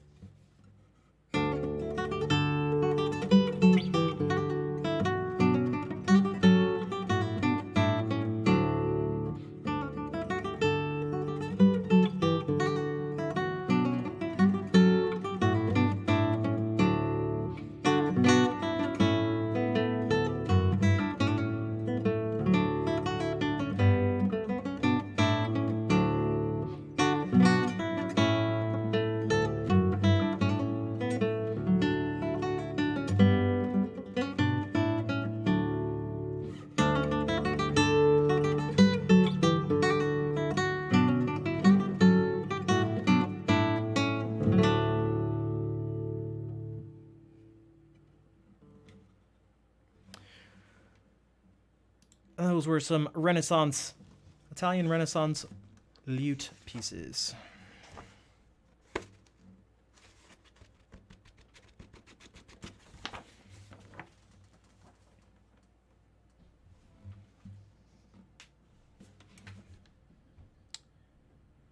Oh, you came from Miri stream. Oh, the Folgers thing? Okay, yeah, that was definitely me. I feel pretty confident saying that had to have been me. Now, I do not believe you are mistaking me for someone else. Speaking of, let me just get a little Folgers going through to just wake me. And you know, if anyone else needs a little bit of waking up, just a tiny bit of waking up. Just a tiny bit. Rero Pumpkin, hello. Welcome to the stream. Welcome to the stream. Maybe you need a little bit of caffeine in you. What are we doing?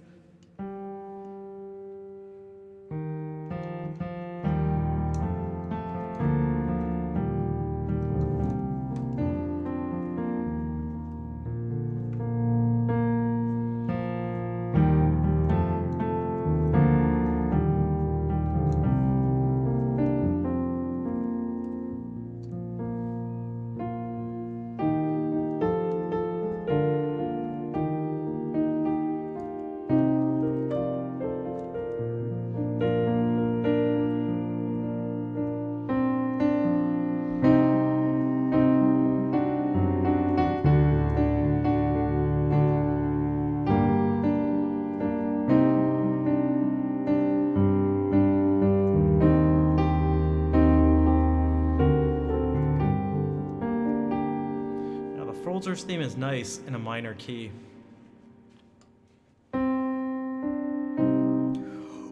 Was it? Wait, I think it was Rockapella, the same people who did the Where in the World is Carmen Sandiego thing? The theme? Right, that's Rockapella.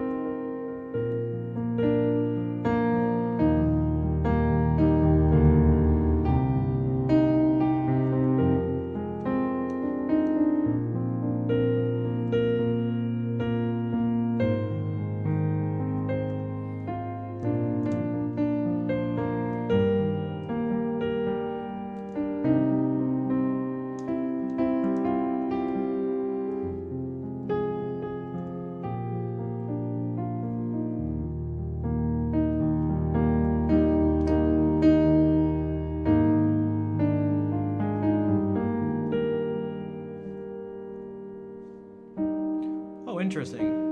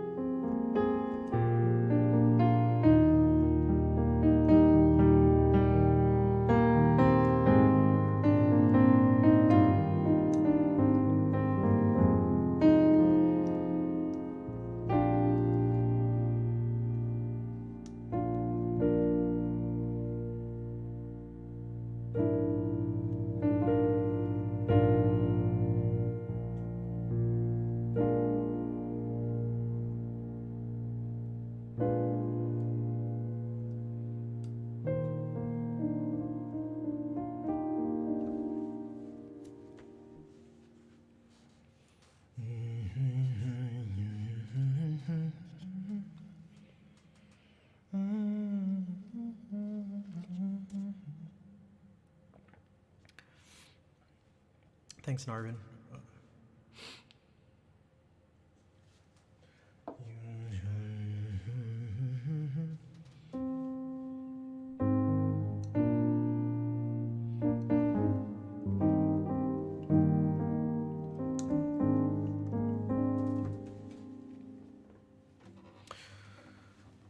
Hello, wizard. Good morning. Good morning.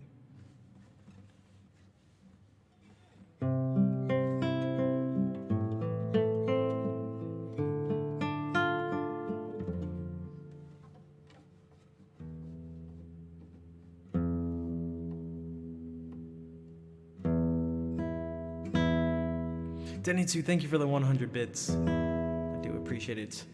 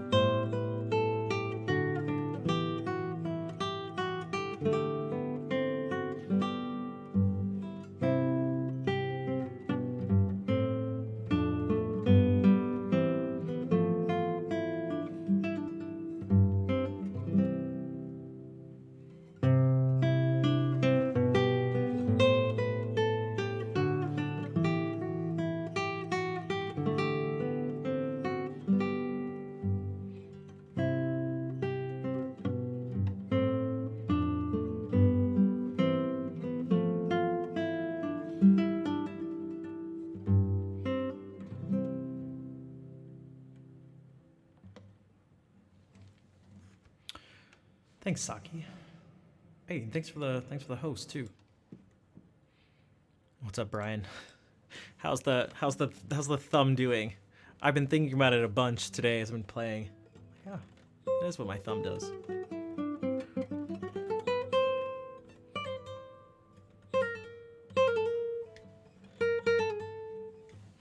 JoJo, that's sorcery. That's just, I don't know. It's just music. It's just guitar. Some video game music on the guitar. Figure that out.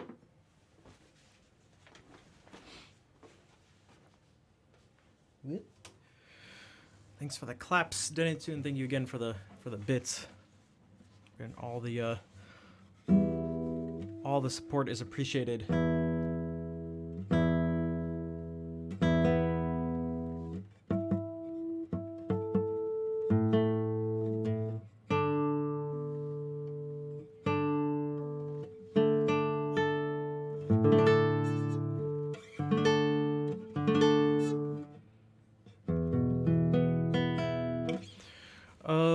Let's see.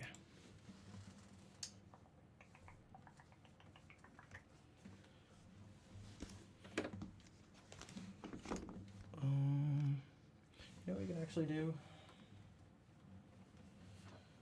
I should photocopy these and print them so that I can make it more of a regular thing here. There's some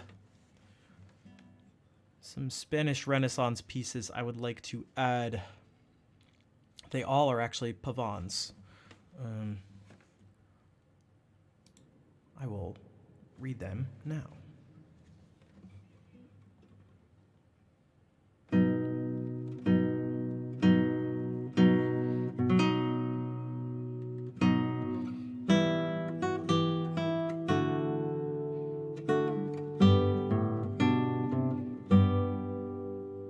That was right, yeah.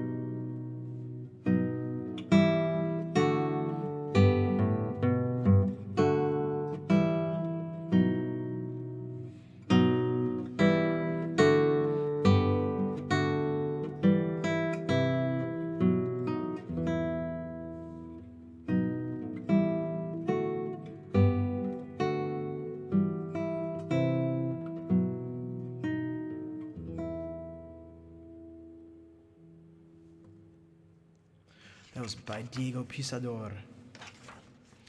Now some by Luis Milan.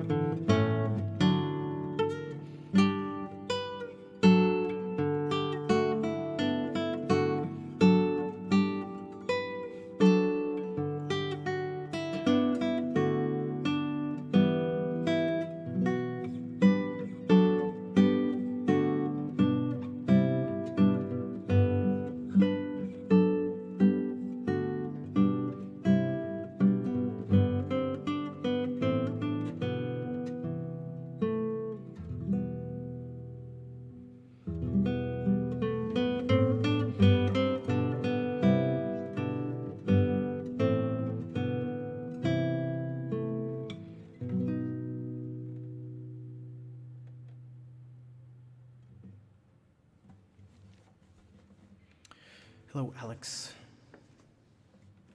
Messed up my favorite part.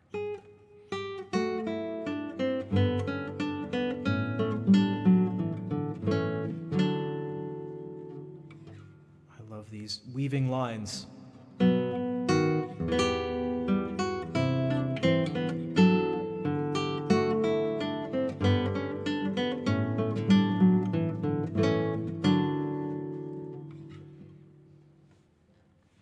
I wonder if it's I like it slow and heavy and grave like that, but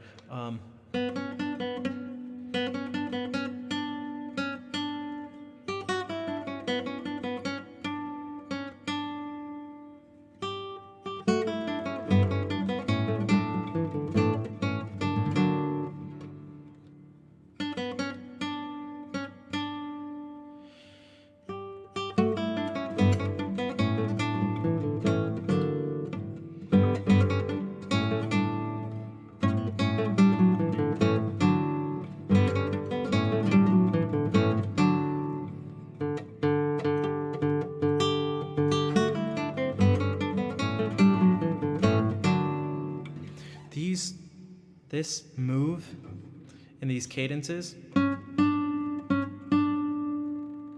don't know what it is, but I love it, and apparently so did they. Blah, blah, blah.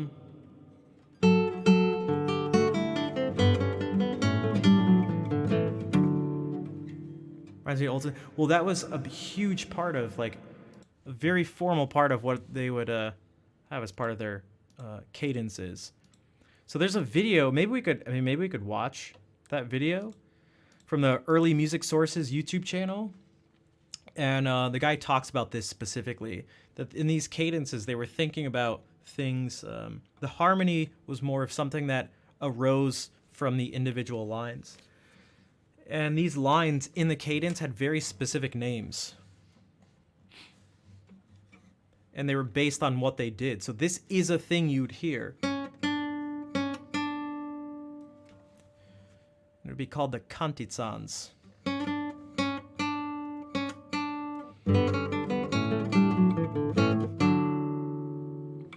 And we hear it like all over the place in these cadences.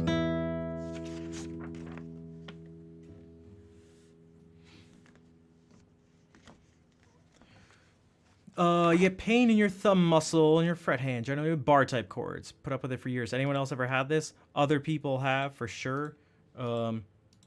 Speaking of the thumb, yeah, so what you're going to want to do, what that means is that most likely is that you're trying to get the majority of the force to push down the strings from your hand clamping in and squeezing, which makes sense for that to be the thing that so many people try to do intuitively, because that's how we pick stuff up.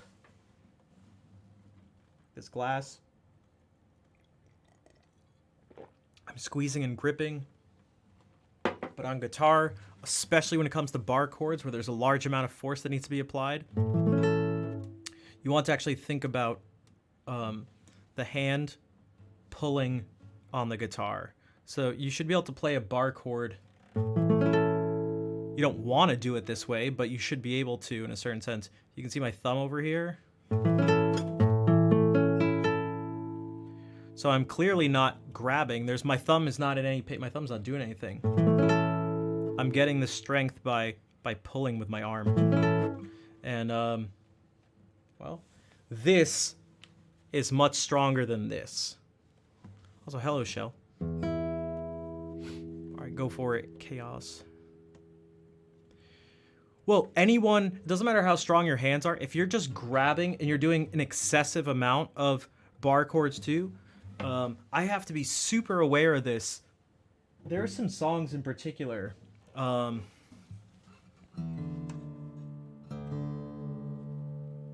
Okay, so whenever I do Everlong, it goes...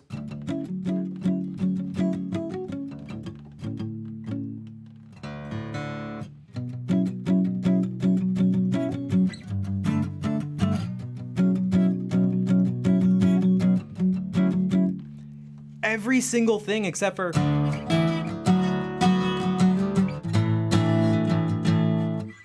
is a bar chord. So it's like 5 minutes of just bar chords. And it's like, uh-oh. See you later, hand. Why are you doing this to me? Because rock and roll. Damn it, I hate you. All right. So I have to be super aware of the fact that I need to like really be thinking even more than normal about making sure there's no tension in my hand and I'm not squeezing.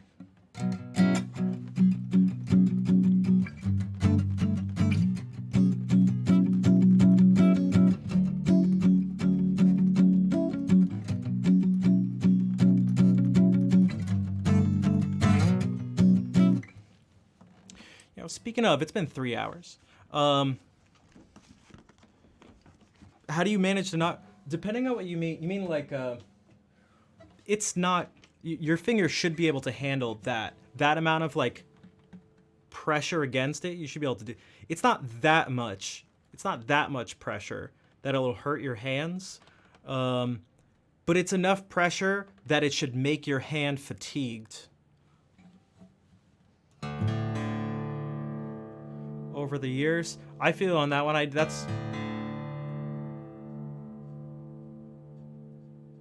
that for a long time. I was a self-taught guitarist for my first 10 years playing, and I had all the bad habits. All of them. And I had to unlearn them at a late age. Relatively speaking, which is something we were talking about earlier.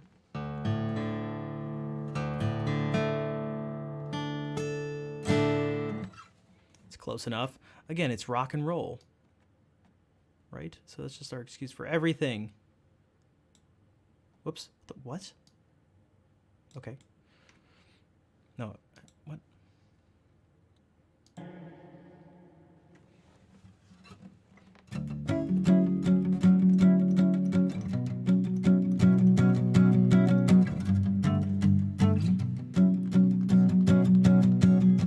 Hello, I've waited here for you ever long. Tonight, I throw myself into out of the red, out of her head she sang.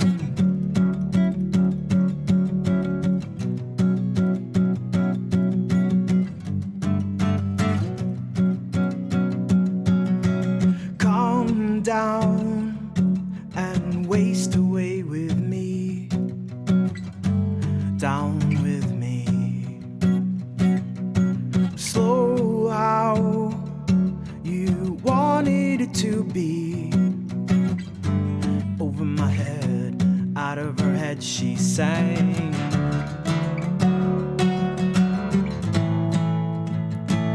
And I wonder, as I sing along with you, if everything could ever feel this real forever, if anything could ever be this good again. The only thing I'll ever ask of you, got to promise not to stop when I say when she sang.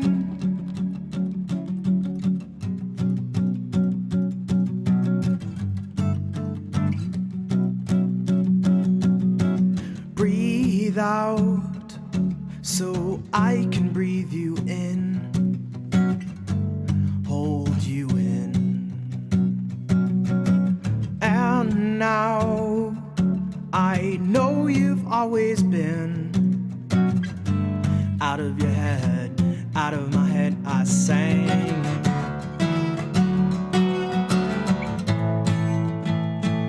And I wonder,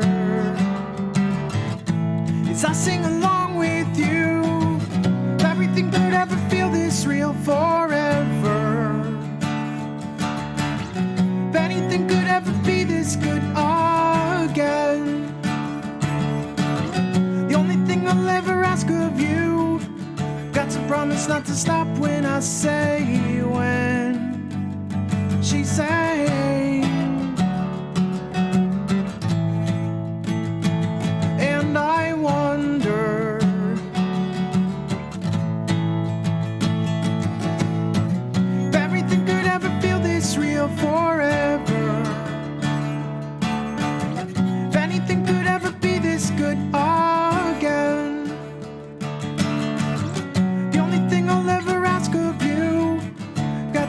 promise not to stop when I say when she sang.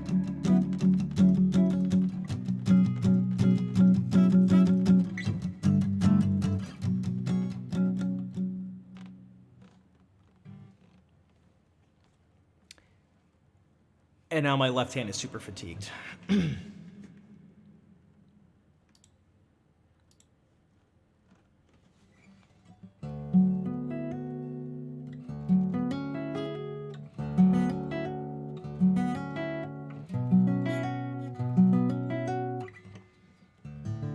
Thank you for the claps. Thanks, Jojo. It's been getting really raspy. Also, thanks, Shell. I have like very vivid memories of sitting on a sitting by my radio because I with a channel on, a station on that I knew would have this song because I'd heard it before, just waiting for it to come on and be like, yes.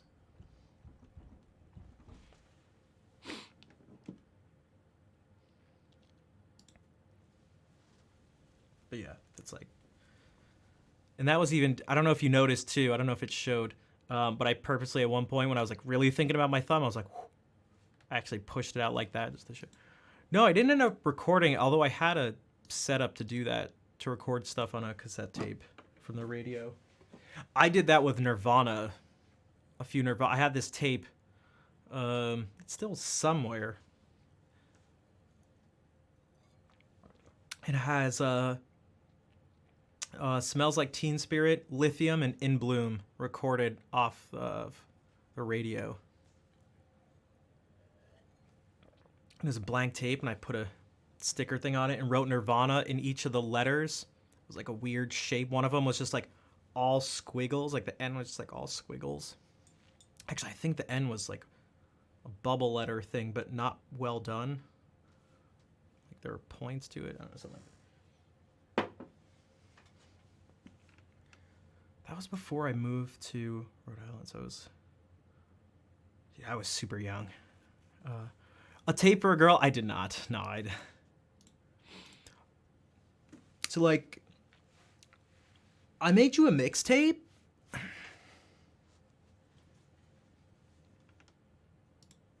did not do that.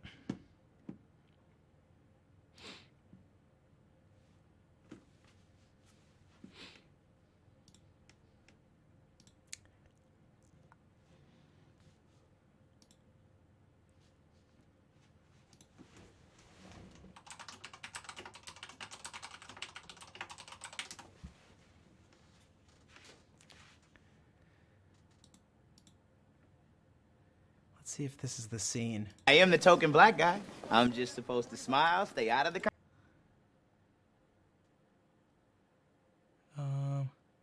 Damn it, it's not the scene. I was looking for a scene from Not Another Teen Movie. Where the like nerdy kid gives the girl he has a crush on a mixtape. And he's like, oh, thank you, and throws it in her locker, and there's just like a huge pile of mixtapes from people.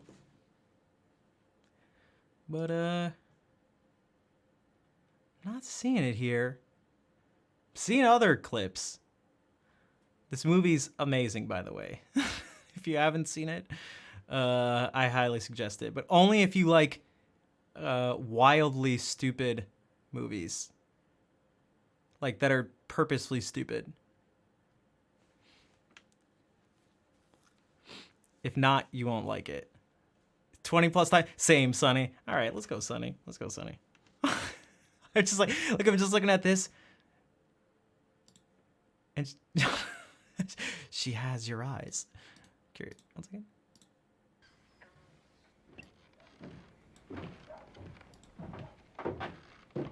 Nobody's allowed down here. Listen, Janie, I just thought... How did you get in here? I deadbolted the door. There's a hole in the side of your house.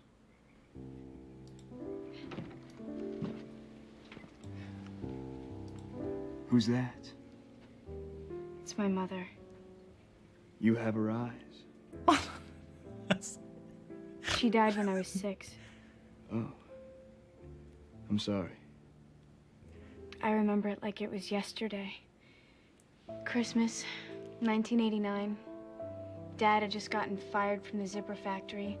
Mom was still pulling in tricks to make ends meet. Daniel Day-Lewis won an Oscar for My Left Foot. And all I wanted was one of those little Betsy Wetsy dolls. I remember those. You'd push her belly, she'd piss all over herself. She said she was going out to get my dad a bottle of gin, but I knew she was going to get me that present. It was raining really hard that night. The roads were slippery. God, Jane. A car accident. No, cancer.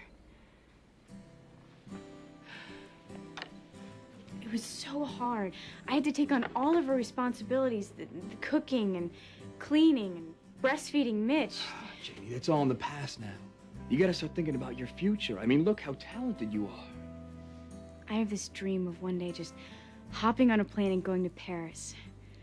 There's an art school there, but I can't afford it. Unless I found some way of raising $26,000 before the admissions cut off. Oh my God, Janie, do you realize my parents give a scholarship to a girl who can't get into art school every year? Really? That's amazing. Yeah. This year we gave it to Lupe Rodriguez, the Mexican finger painter. I think you'd really like her work. Sometimes I wish my life was a fairy tale and some guy would just come and take me away from all this.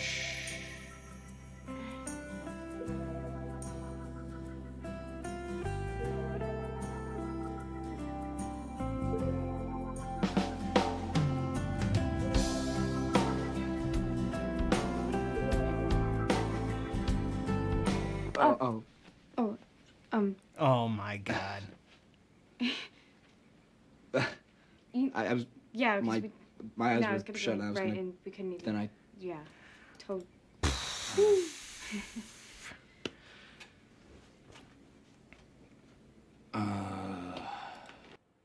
So, God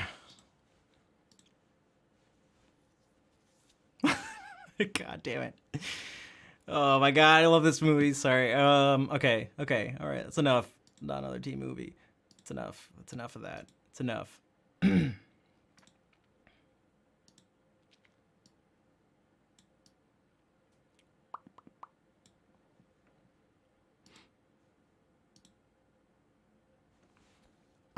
Like that.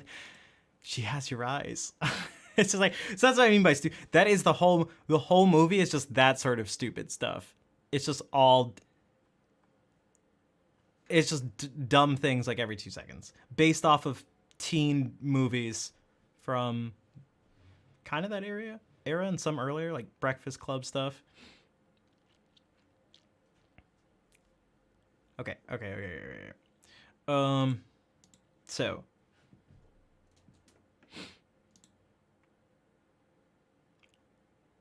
yeah, Chasm, it's so, oh my God, it's so good.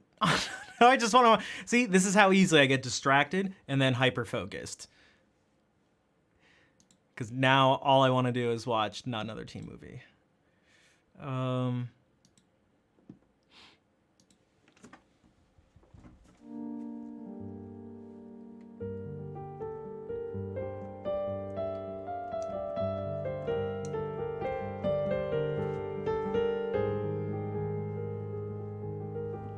I swear there was something I was going to do. Oh, those are the two things. There was watch this clickbait video and then look at parts of Orator's stream. I kind of want to watch the clickbait thing. Is anyone interested in learning about clickbait and numbers and stuff like that? If that makes sense. Anybody? I saw this video yesterday. It came out yesterday.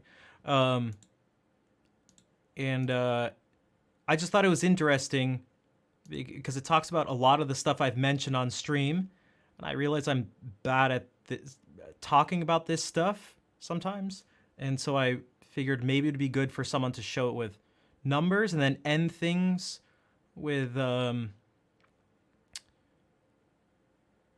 describing why this stuff is important. Because, you know, I'd be lying if I said I don't take it like Like I definitely take it farther than it should be, at least a little bit. But it doesn't mean I shouldn't be thinking about these things, and I have to think about this type of stuff. And he does, Derek, the person at Veritasium, does a good job of explaining that. So maybe, let's just... I'm bad at. I am terrible at making clickbait. I am also terrible at clickbait, Until 2 years Derek. ago, my most popular video was about a basketball being dropped from a dam with a bit of backspin. It takes off like a rocket and shoots out way further than you'd expect. This video was embedded on literally... All right, maybe we can watch the video later.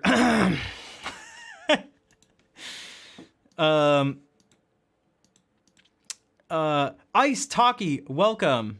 We're just about to watch that. I'll do some more music for a bit. I'll do a couple things, and then you may do that later. But it's probably best to not,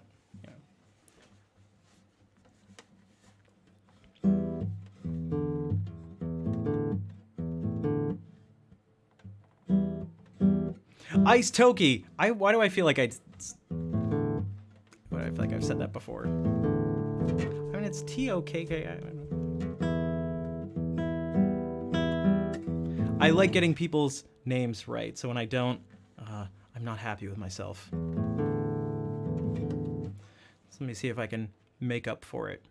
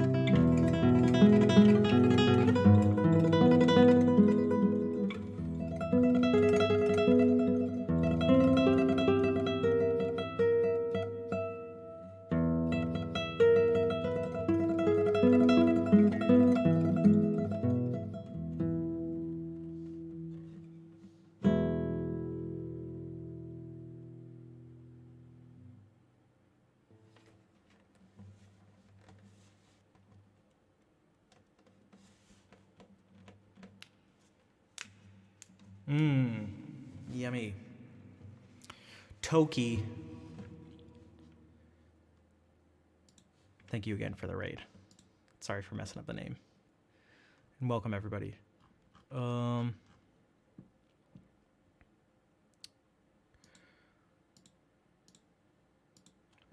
Alex is in love. Alex, you may have to fight a few people who are in line first. You may have to. It may have to be a battle royale.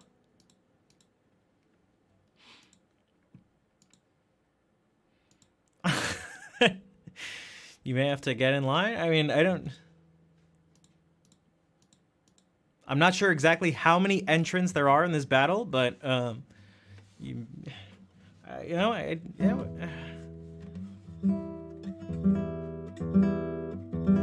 number one Fortnite player on the. Say what now?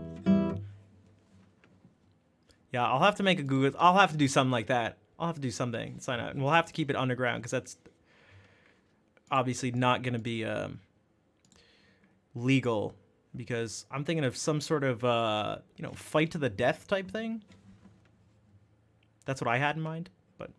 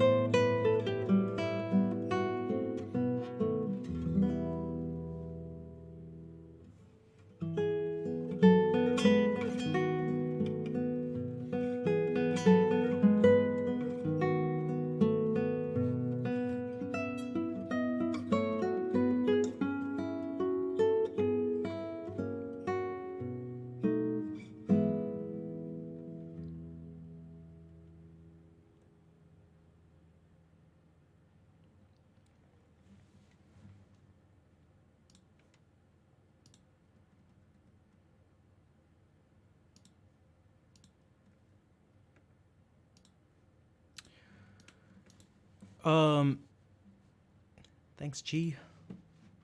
Also, Jack.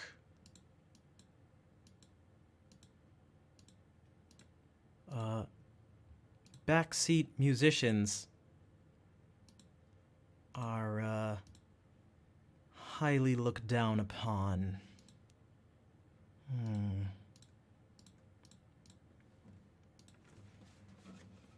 In fact, there's a stream rule about it.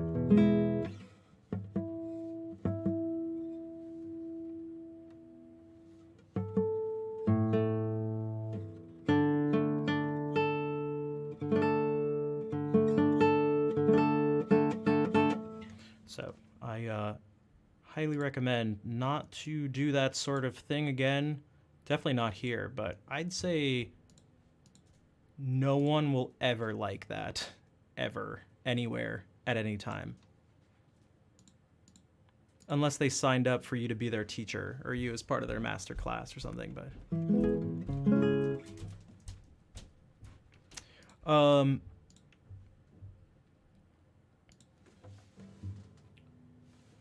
You can do this too. Because Toki told people I sing. So... Yo, Broccoli. Salut. Ça va? Broccoli, you have nothing to fear today, because I have guaranteed that that person will not bother you or anyone else. All musicians suck. I remind myself when it happens. Well, I guess in that sense, I just mean there are all sorts of things wrong with telling someone how to interpret a piece of music like that, but I won't get into it now. You're confused? Yeah, don't worry. I banned that person. I banned.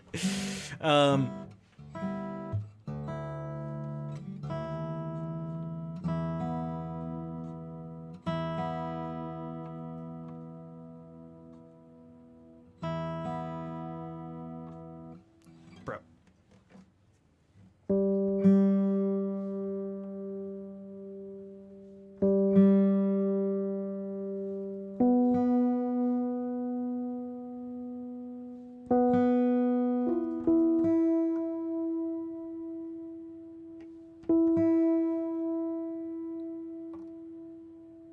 I don't think you were paranoid. That person was making no sense, and so I didn't like any of the things they were saying at all the entire time they were here. From the very first time they were in the stream, and I looked back over their chat logs and stuff after the stream, and I was like, I can't. This is not good.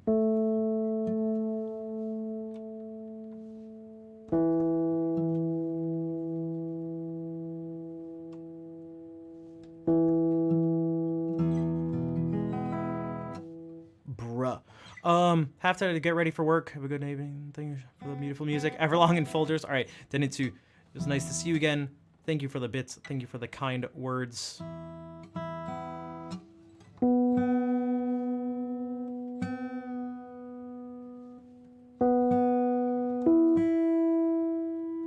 Thanks, Dad Burns. And hello, Ben.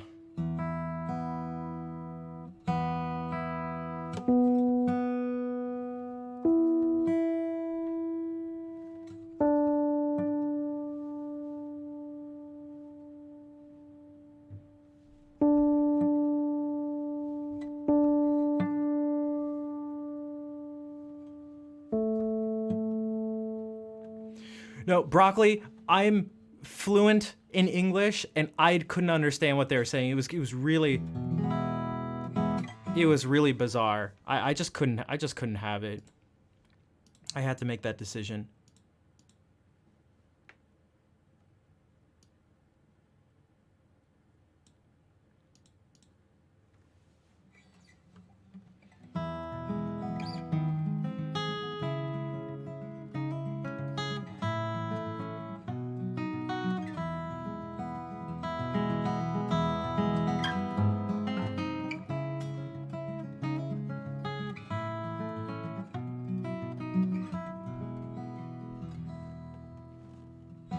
This is the first day of my life. I swear I was born right in the doorway. Out in the rain, suddenly everything changed. They're spreading blankets on the beach. Yours is the first face that I saw. I think I was blind before I met you. I don't know where I am, I don't know where I've been, but I know where I want to go. And so I thought I'd let you know that these things take forever. I especially am slow, but I realized how I need you. And if I wondered if I could come home.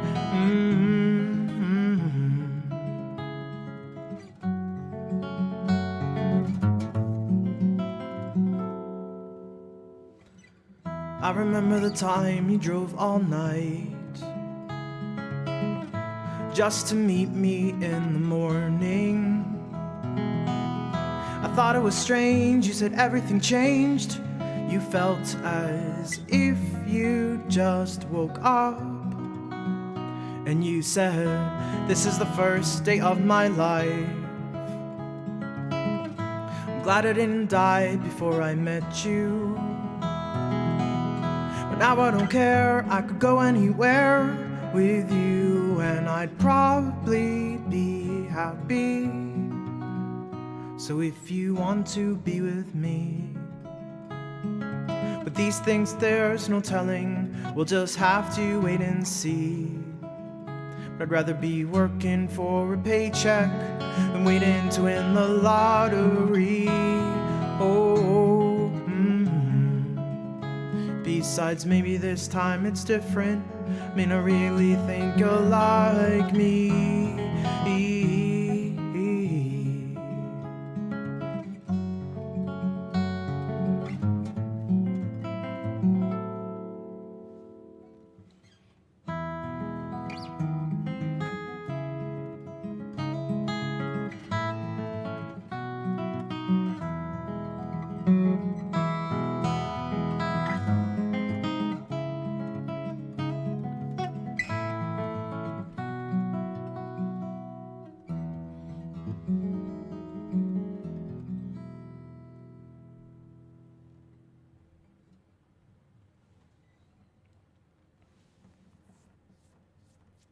All right, Dad Burns,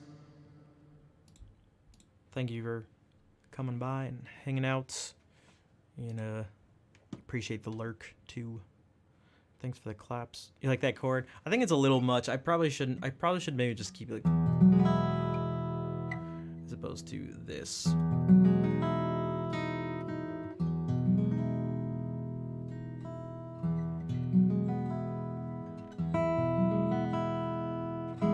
That one's going on your mixtape. Soul Vibe.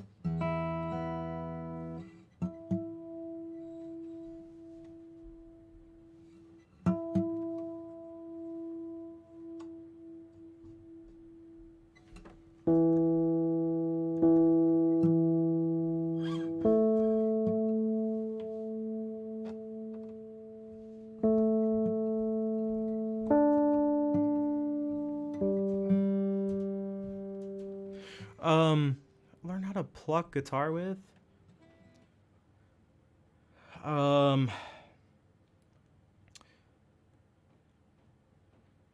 It's hard to say because I was self-taught for a while. You know, my cousin actually taught me this. So.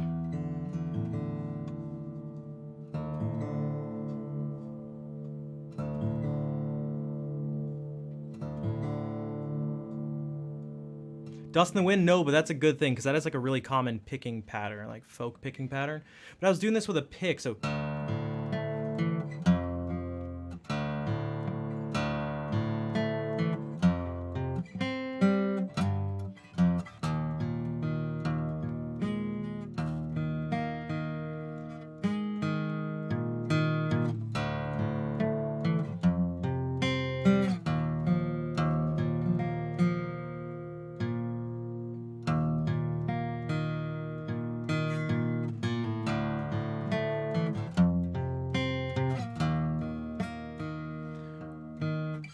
And that's a song. What is it? What is it called? It's by a band called Piston, but like Piston, like piston, but time never was. It was a 90s grunge like type song. And the chorus goes excuse me if I'm wrong, excuse me if I'm wrong, but I need some encouragement. Excuse me if I'm wrong, but I need some encouraging. Thank you for being so bold.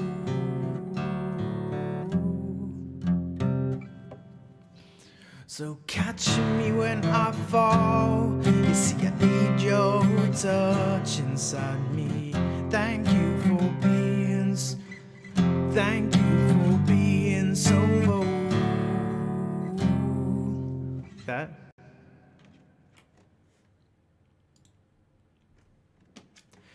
Time breaks my heart.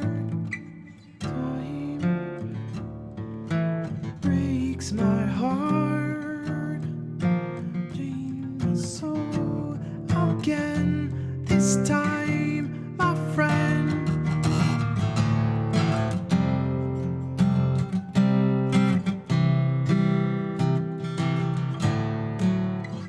I can't remember exactly how it goes, but that was one of the things. What? Grave flap. That's what it's called. That's what it's called.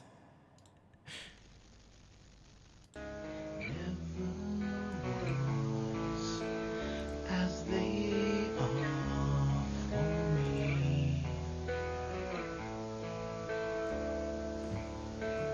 I'm happy. The strong thirds. Yeah, when that hit, I was like, "Oh, this is awesome!" And it's like what I was hearing and what I was just a major chord. I was finally getting some like chord quality.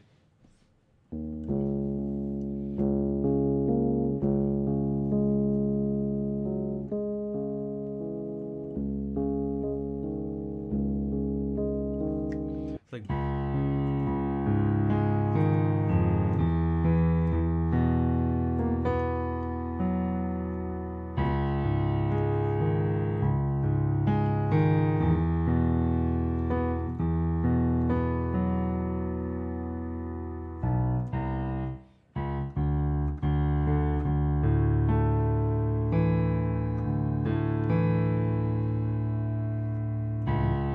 So you get it's fifths and like ninths the whole time up to that, and then you get so that's this.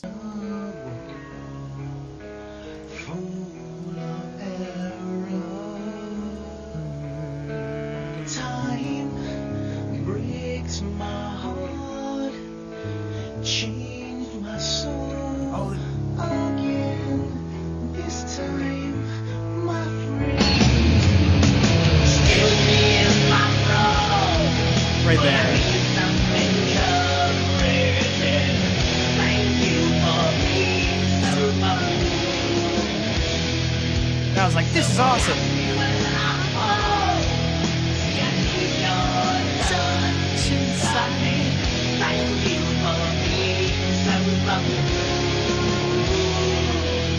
I can kind of hear that, Tangy, yeah.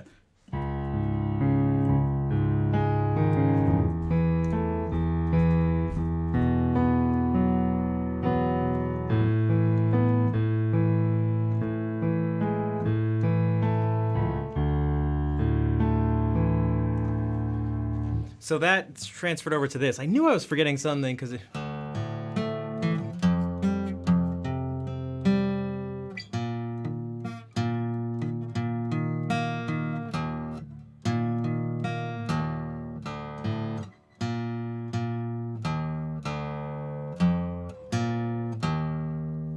So it does that.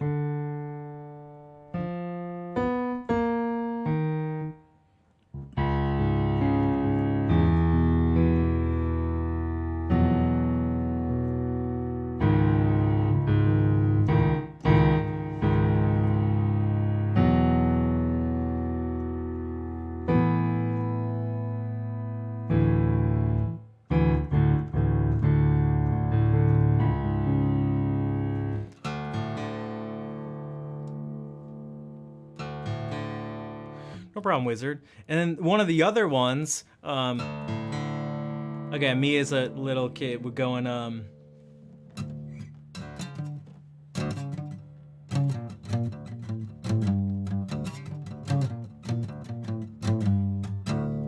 and so, you know, speaking of Deftones,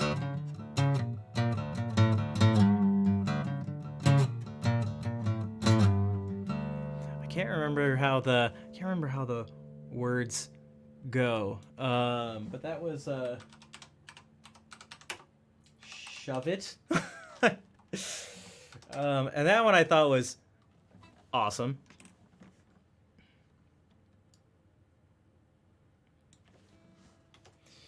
One of the things that pops up into this a lot is what I've said before on the stream is my favorite chord, because usually people think of it's like, what's your favorite chord? It's like, you know, G minor or something like that. It's like, no, mine is relative to where you are, and so it's like a major chord built off of the flat 6 scale degree. So if you're here,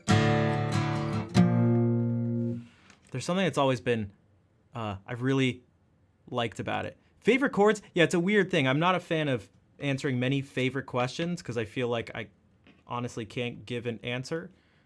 But if I had to pick one, that's the closest thing to it. And of course, all of these are down a half step. So it's actually C sharp.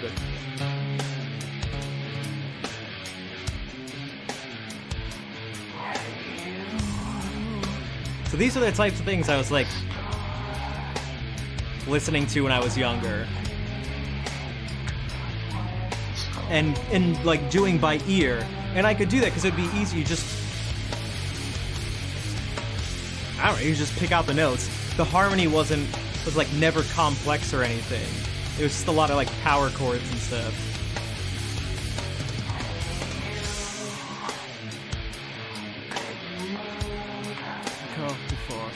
Oh, power chord, probably. Power chord, I'd imagine.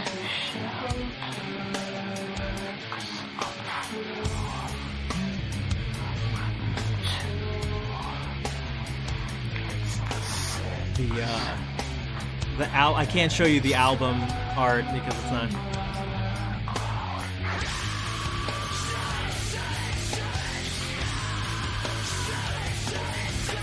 So as like a younger kid, like a teenager too, this was awesome. And then it has this part I was telling you about. God is moving. It's time. There's no crowd in the street.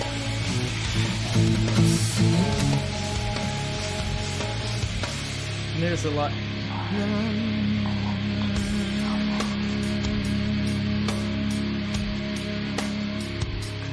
And so there's a lot of like, there's a lot of this going on. Again, more of these.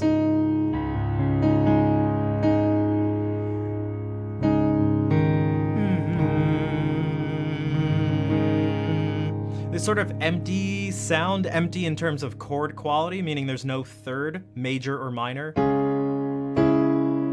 But just with like a ninth.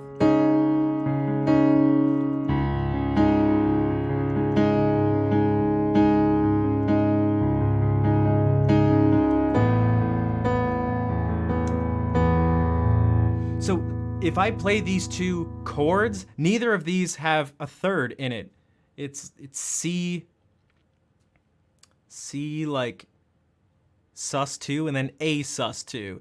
And if you do it and you have, especially if you have distortion and stuff, the overtones and everything give you quality to it, but it's not the typical quality you think. So it's not like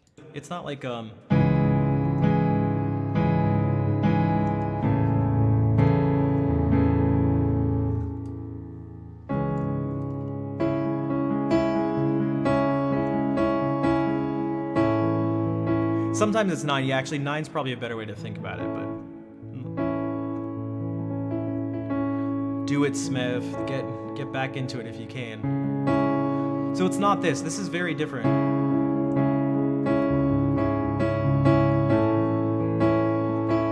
It's this.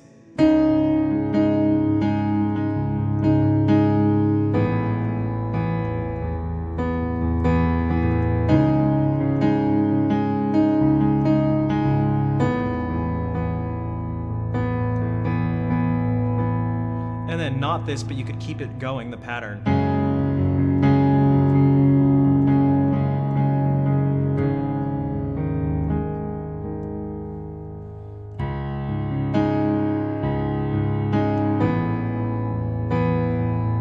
That's because Everlong kind of does that stuff. That's what I mean. All these have that. They have something there, and if you can make it, give something that makes it crunchier, essentially. Yeah, sus without a third. That's why I said sus 2 instead of like sus 9 or something. And it's not really add 9, but it doesn't matter as long as the person knows what you're talking about. Like.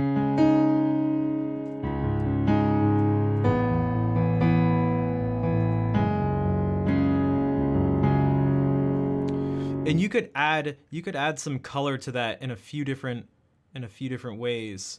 You know, if you do this, if you were to give it a string sound or something, just something to sort of, if we were to go like something else.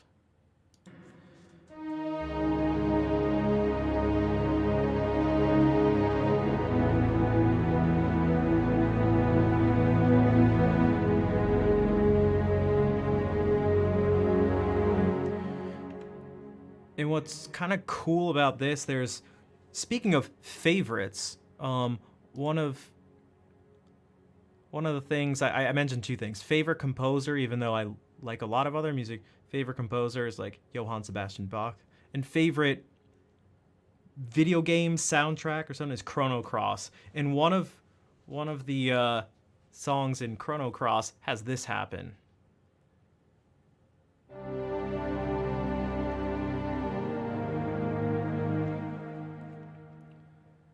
And that's exactly what this is.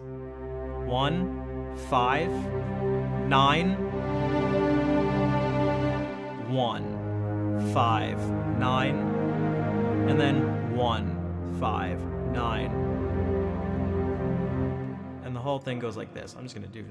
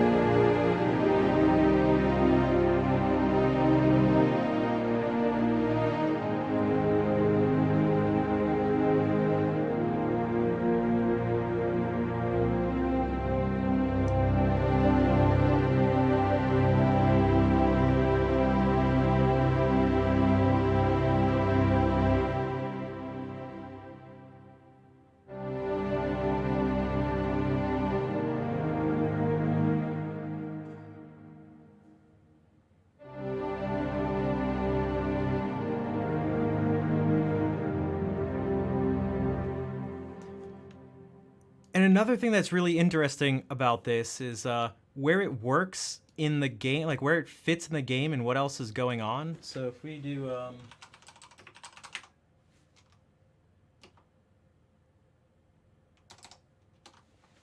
you hear it in a couple places, but this is the place I tend to connect it with. it's this an optional boss battle, and this person is actually your really close friend, but they've been tainted by this weapon that when you wield it, it just turns you into, you just like become evil. It's supposed to bring out the worst in man. And normally you're used to every boss battle has like one of two songs, or no, at this point just one song. There's just like the boss battle music, and all of a sudden you fight this super crazy, ridiculously hard battle if you don't understand the pattern and what's going on. So if you have no guide, you know, your brother, your cousin, or your friends haven't been or anything, you just walk into this thing, you have no idea what's going on. It's super intense. And this is what happens. This is what you see. Okay, we don't need the entire going up to it. Okay, they're giving you the backstory and stuff.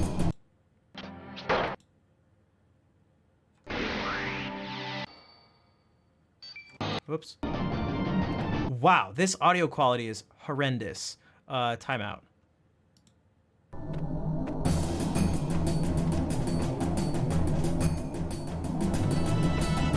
So this is closer to the music you'd hear.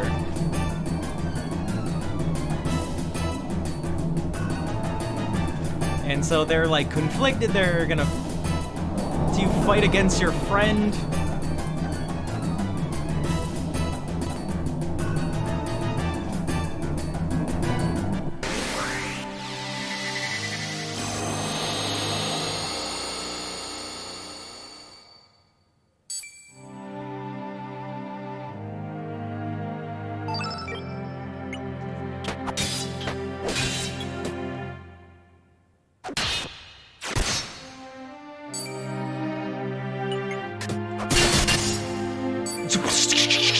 It's like there's insane reverb, like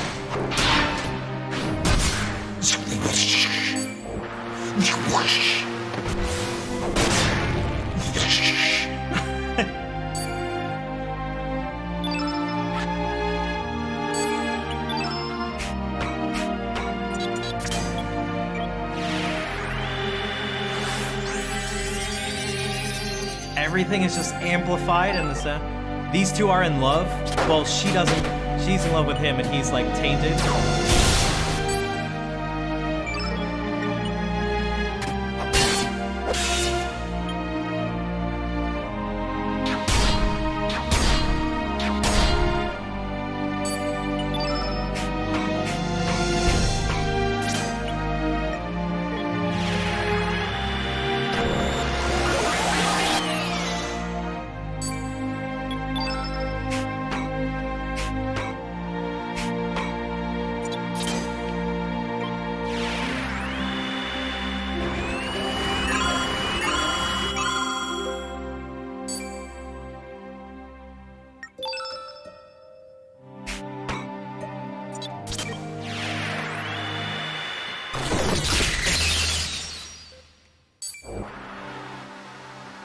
Oh, this is gnarly.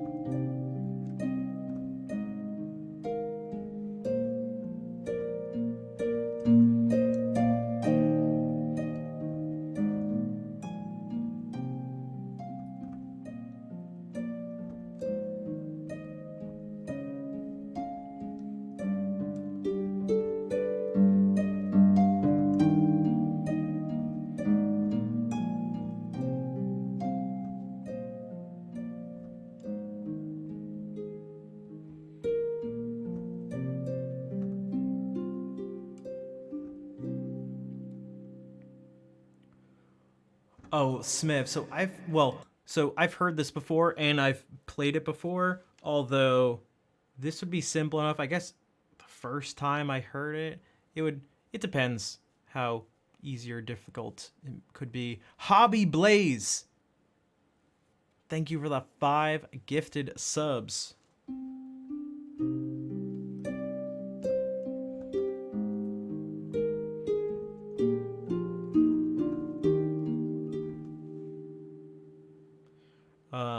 So yeah, that's an example of the same musical thing, but with a totally different feel. You could even do this. You know what's actually probably intense? An organ sound.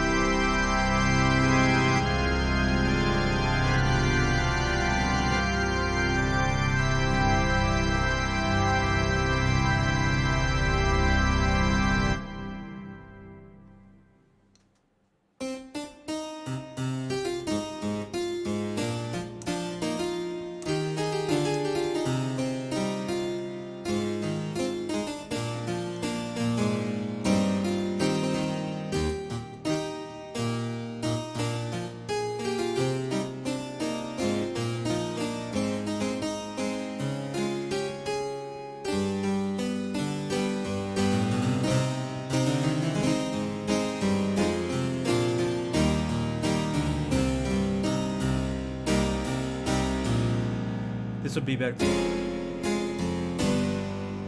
Instead of this chord. I mean, they're different. This instead.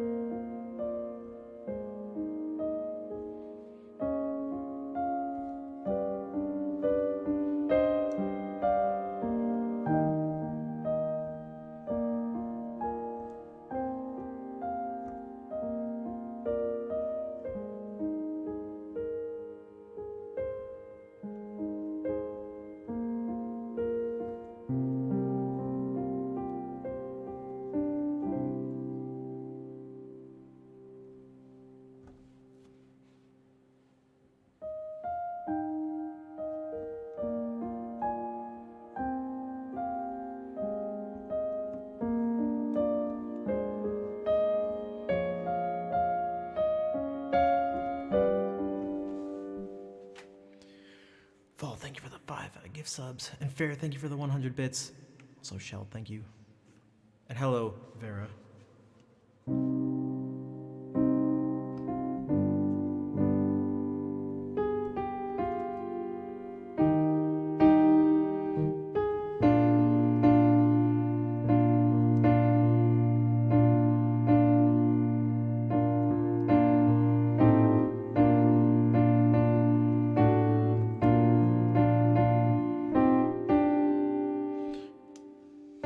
Is it just as if...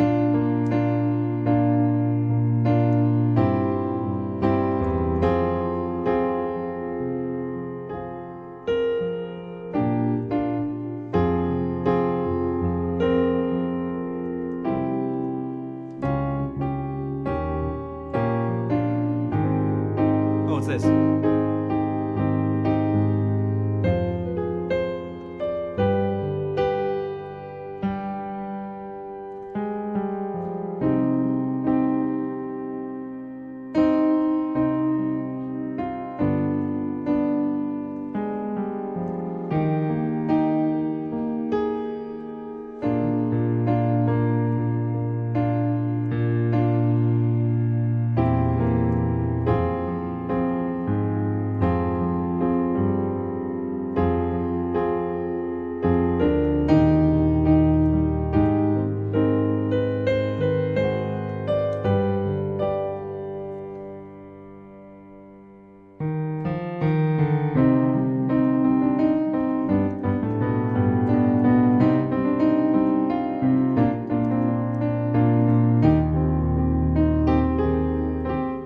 No, I keep switching between the two themes. Vera, thank you for the 100 bits.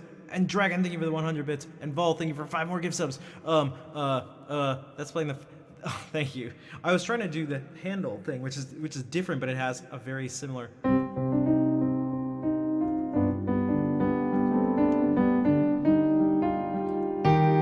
Oh, that way, it should be like it.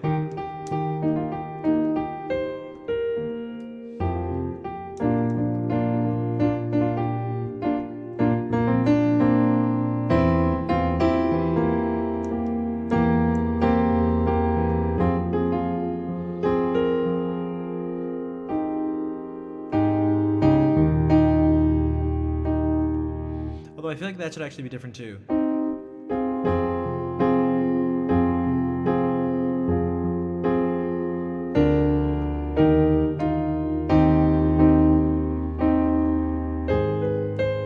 Like that.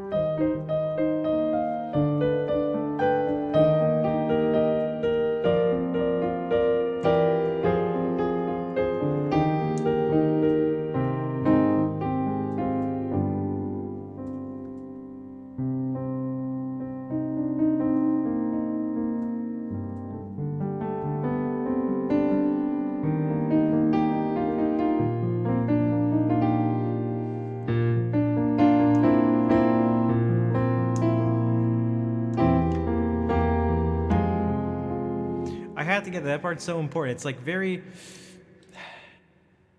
It's not like crazy, but it has to be there. So hey, Captain, and yeah, good evening.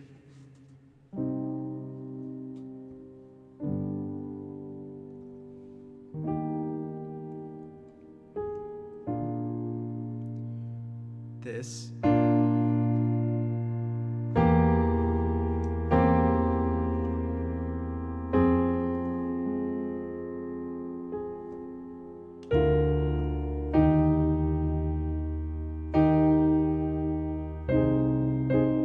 It's not that.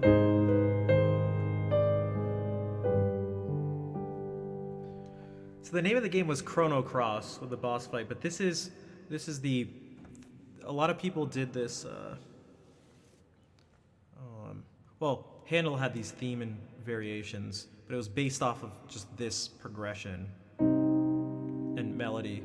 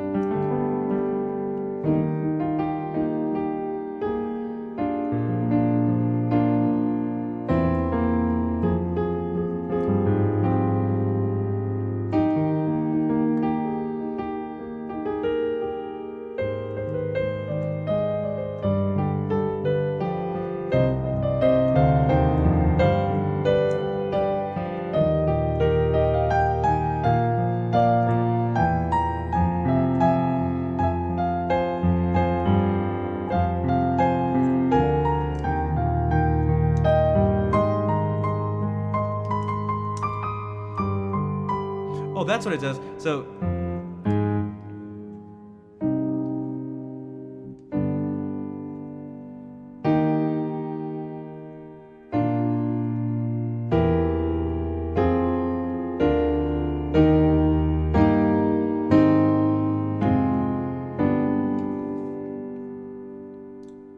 I'll show you what it does.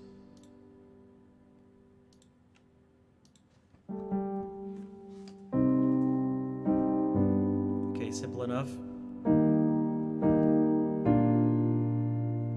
And it leads into the next stuff by playing the note right below wherever the chord is that you're going. So we're going to F minor.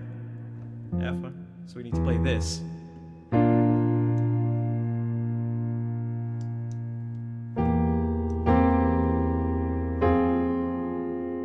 Going to E, so flat. Going to A flat.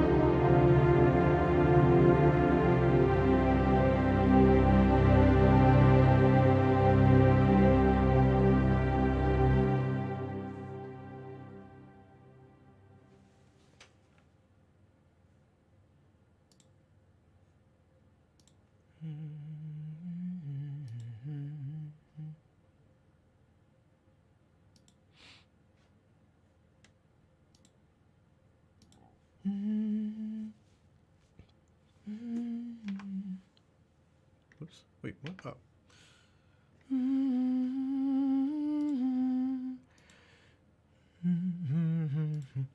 All right. It's been about 4.5 hours.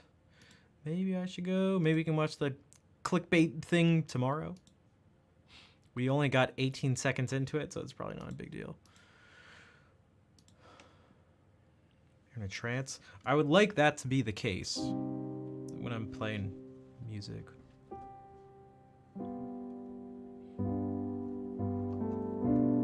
Or at least one of the things that could be the case. Doesn't have to be. Everyone doesn't have to be there like, I'm watching the stream right now.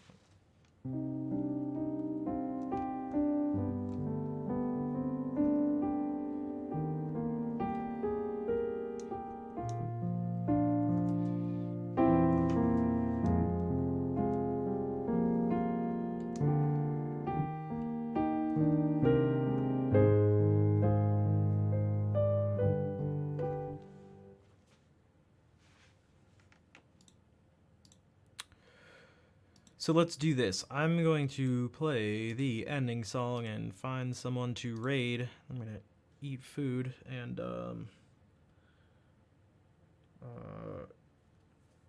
exercise. I couldn't yesterday because my whole body was sore. I'm trying to not go crazy with it. Who would have thought that I'd become obsessive over something? Me? Never.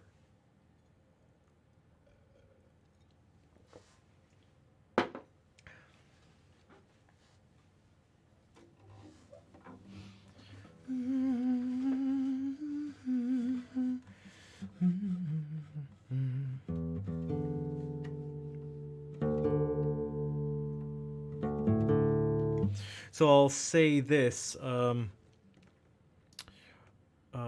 if you like those types of things, those improvisation things, there's a couple of them. Actually, there's a few of them, but only two like really recent ones. I'll probably re-upload the other ones to make them a little nicer looking and stuff, and give them different thumbnails and titles, because as this video shows, which we'll watch at some point, that stuff is insanely important. What was the name? What were you looking for? The name of, there's the name of the, like what I was just doing? That was the Theme and Variations by Handel. I'm not sure exactly. I'm sure if you just look for it, you'll find it.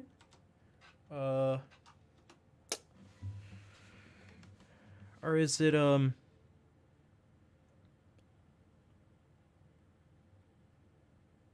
theme is by Handel. Okay, so I should have said it like this. Handel is, because I'm looking for Handel various. Handel wrote this Sarabande, I believe, actually. Right? And this Sarabande is what people did the whoops, that's not how you spell that, but it works. What people did the theme and variations on, because it just. Oh, was it in the?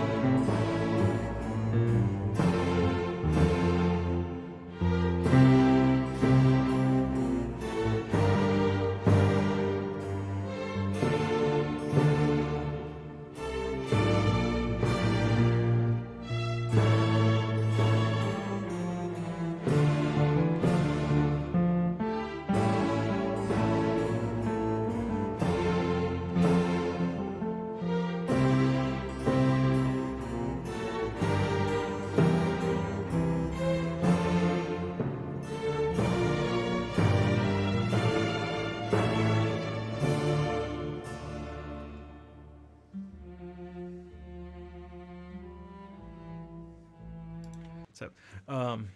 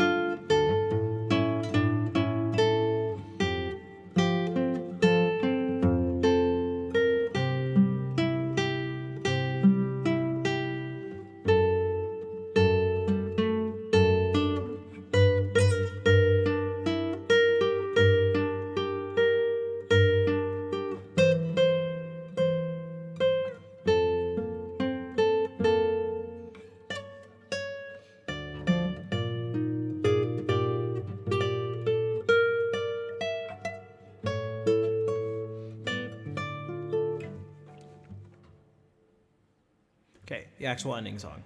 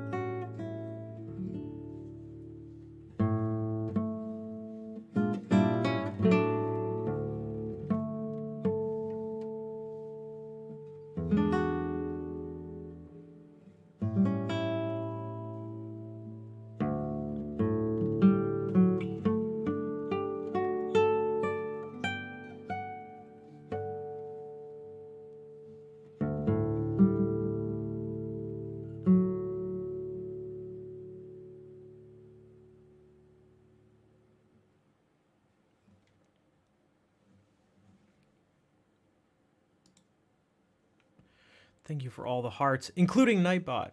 It's funny, Nightbot is on like a global timer, so that emote pops up every 30 minutes, regardless of when the stream starts or anything. It's just every 30 minutes, Nightbot is programmed to be like, so it's 7:30 here, so it'll do it. Also, Summer4064, welcome to the stream.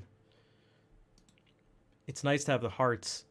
There's something not more or less nice, but sort of different, extra nice when someone new does it, someone new to the stream. And then it's even sort of crazier when it's the first message someone does in the stream. So.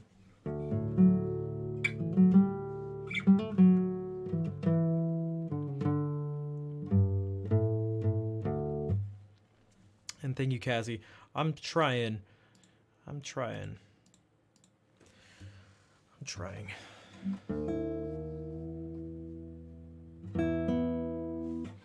Again, I know I am 100,000,000% aware of the fact that it seems, oftentimes, I'm pretty sure seems like I'm not trying. I'm sure it seems like I'm stubborn. I'm sure it seems like I'm not listening to people and they tell me to do things. I told you that years ago. I am well aware. Not to say that you're doing that, but I'm well aware. Like, I am all too aware of the situation. And I really do mean too aware to the point where it's like detrimental, but alright,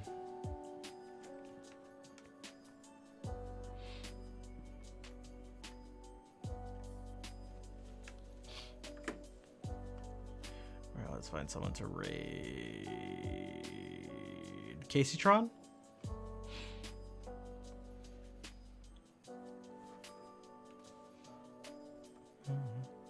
Wait, that must mean. Interesting.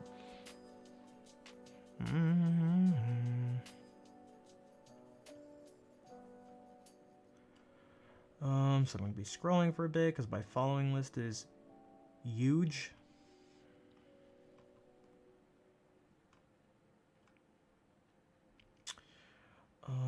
Here's a person. This is kind of interesting. You're welcome, Sakura. Am I leaving the stream? Yeah. For today, I'll be back tomorrow at the same time, 3 p.m. Eastern Daylight Time.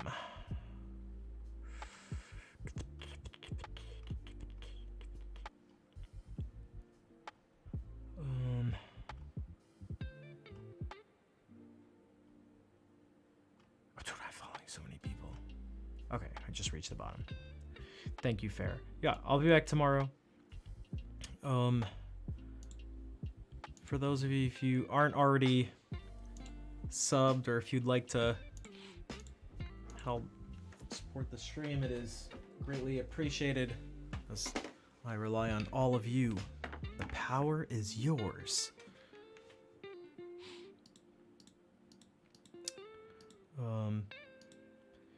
If you don't have the ability to sub or cheer or donate or stuff, like, oh man, my pockets are just filled with lint.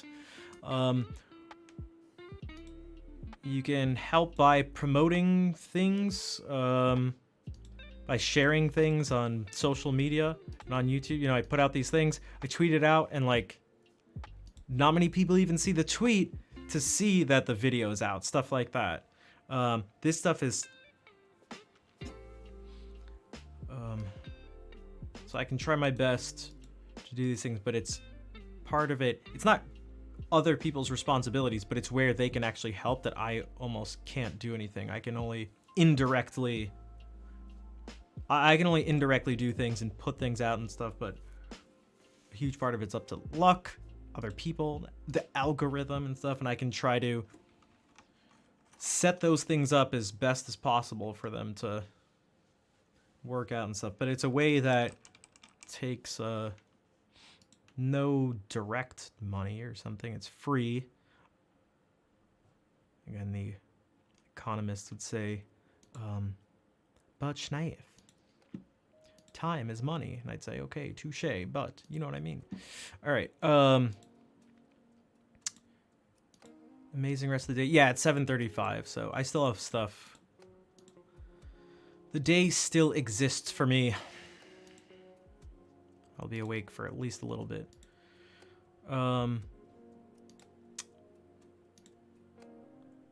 So yeah. Let's do this. So we're gonna raid someone we've never raided before, but she was one of the first people I ever followed on Twitch. She used to speedrun Ocarina of Time, but then just like kind of disappeared from Twitch and did her own thing, but she's back doing some stuff. She's not speedrunning, but she's doing a no-hit run of Ocarina of Time. She's, if any of you know Majin Phil, His main thing was doing speedruns of Majora's Mask. We've rated him a few times. It's his wife. They actually met through Twitch.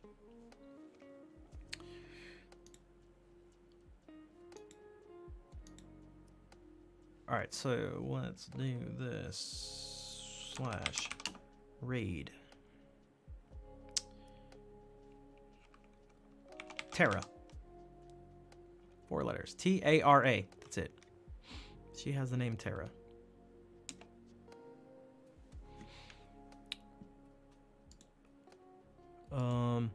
So, yeah. Thank you, everyone, for being here. I appreciate the support. We had a couple hype trains today. Toki. Thank you again for the raid, if you're here. Or anyone who came from the raid. Thank you to the usual suspects and the new people. And hopefully I'll see you tomorrow. In the meantime, let's say hey to Tara. I will see you later.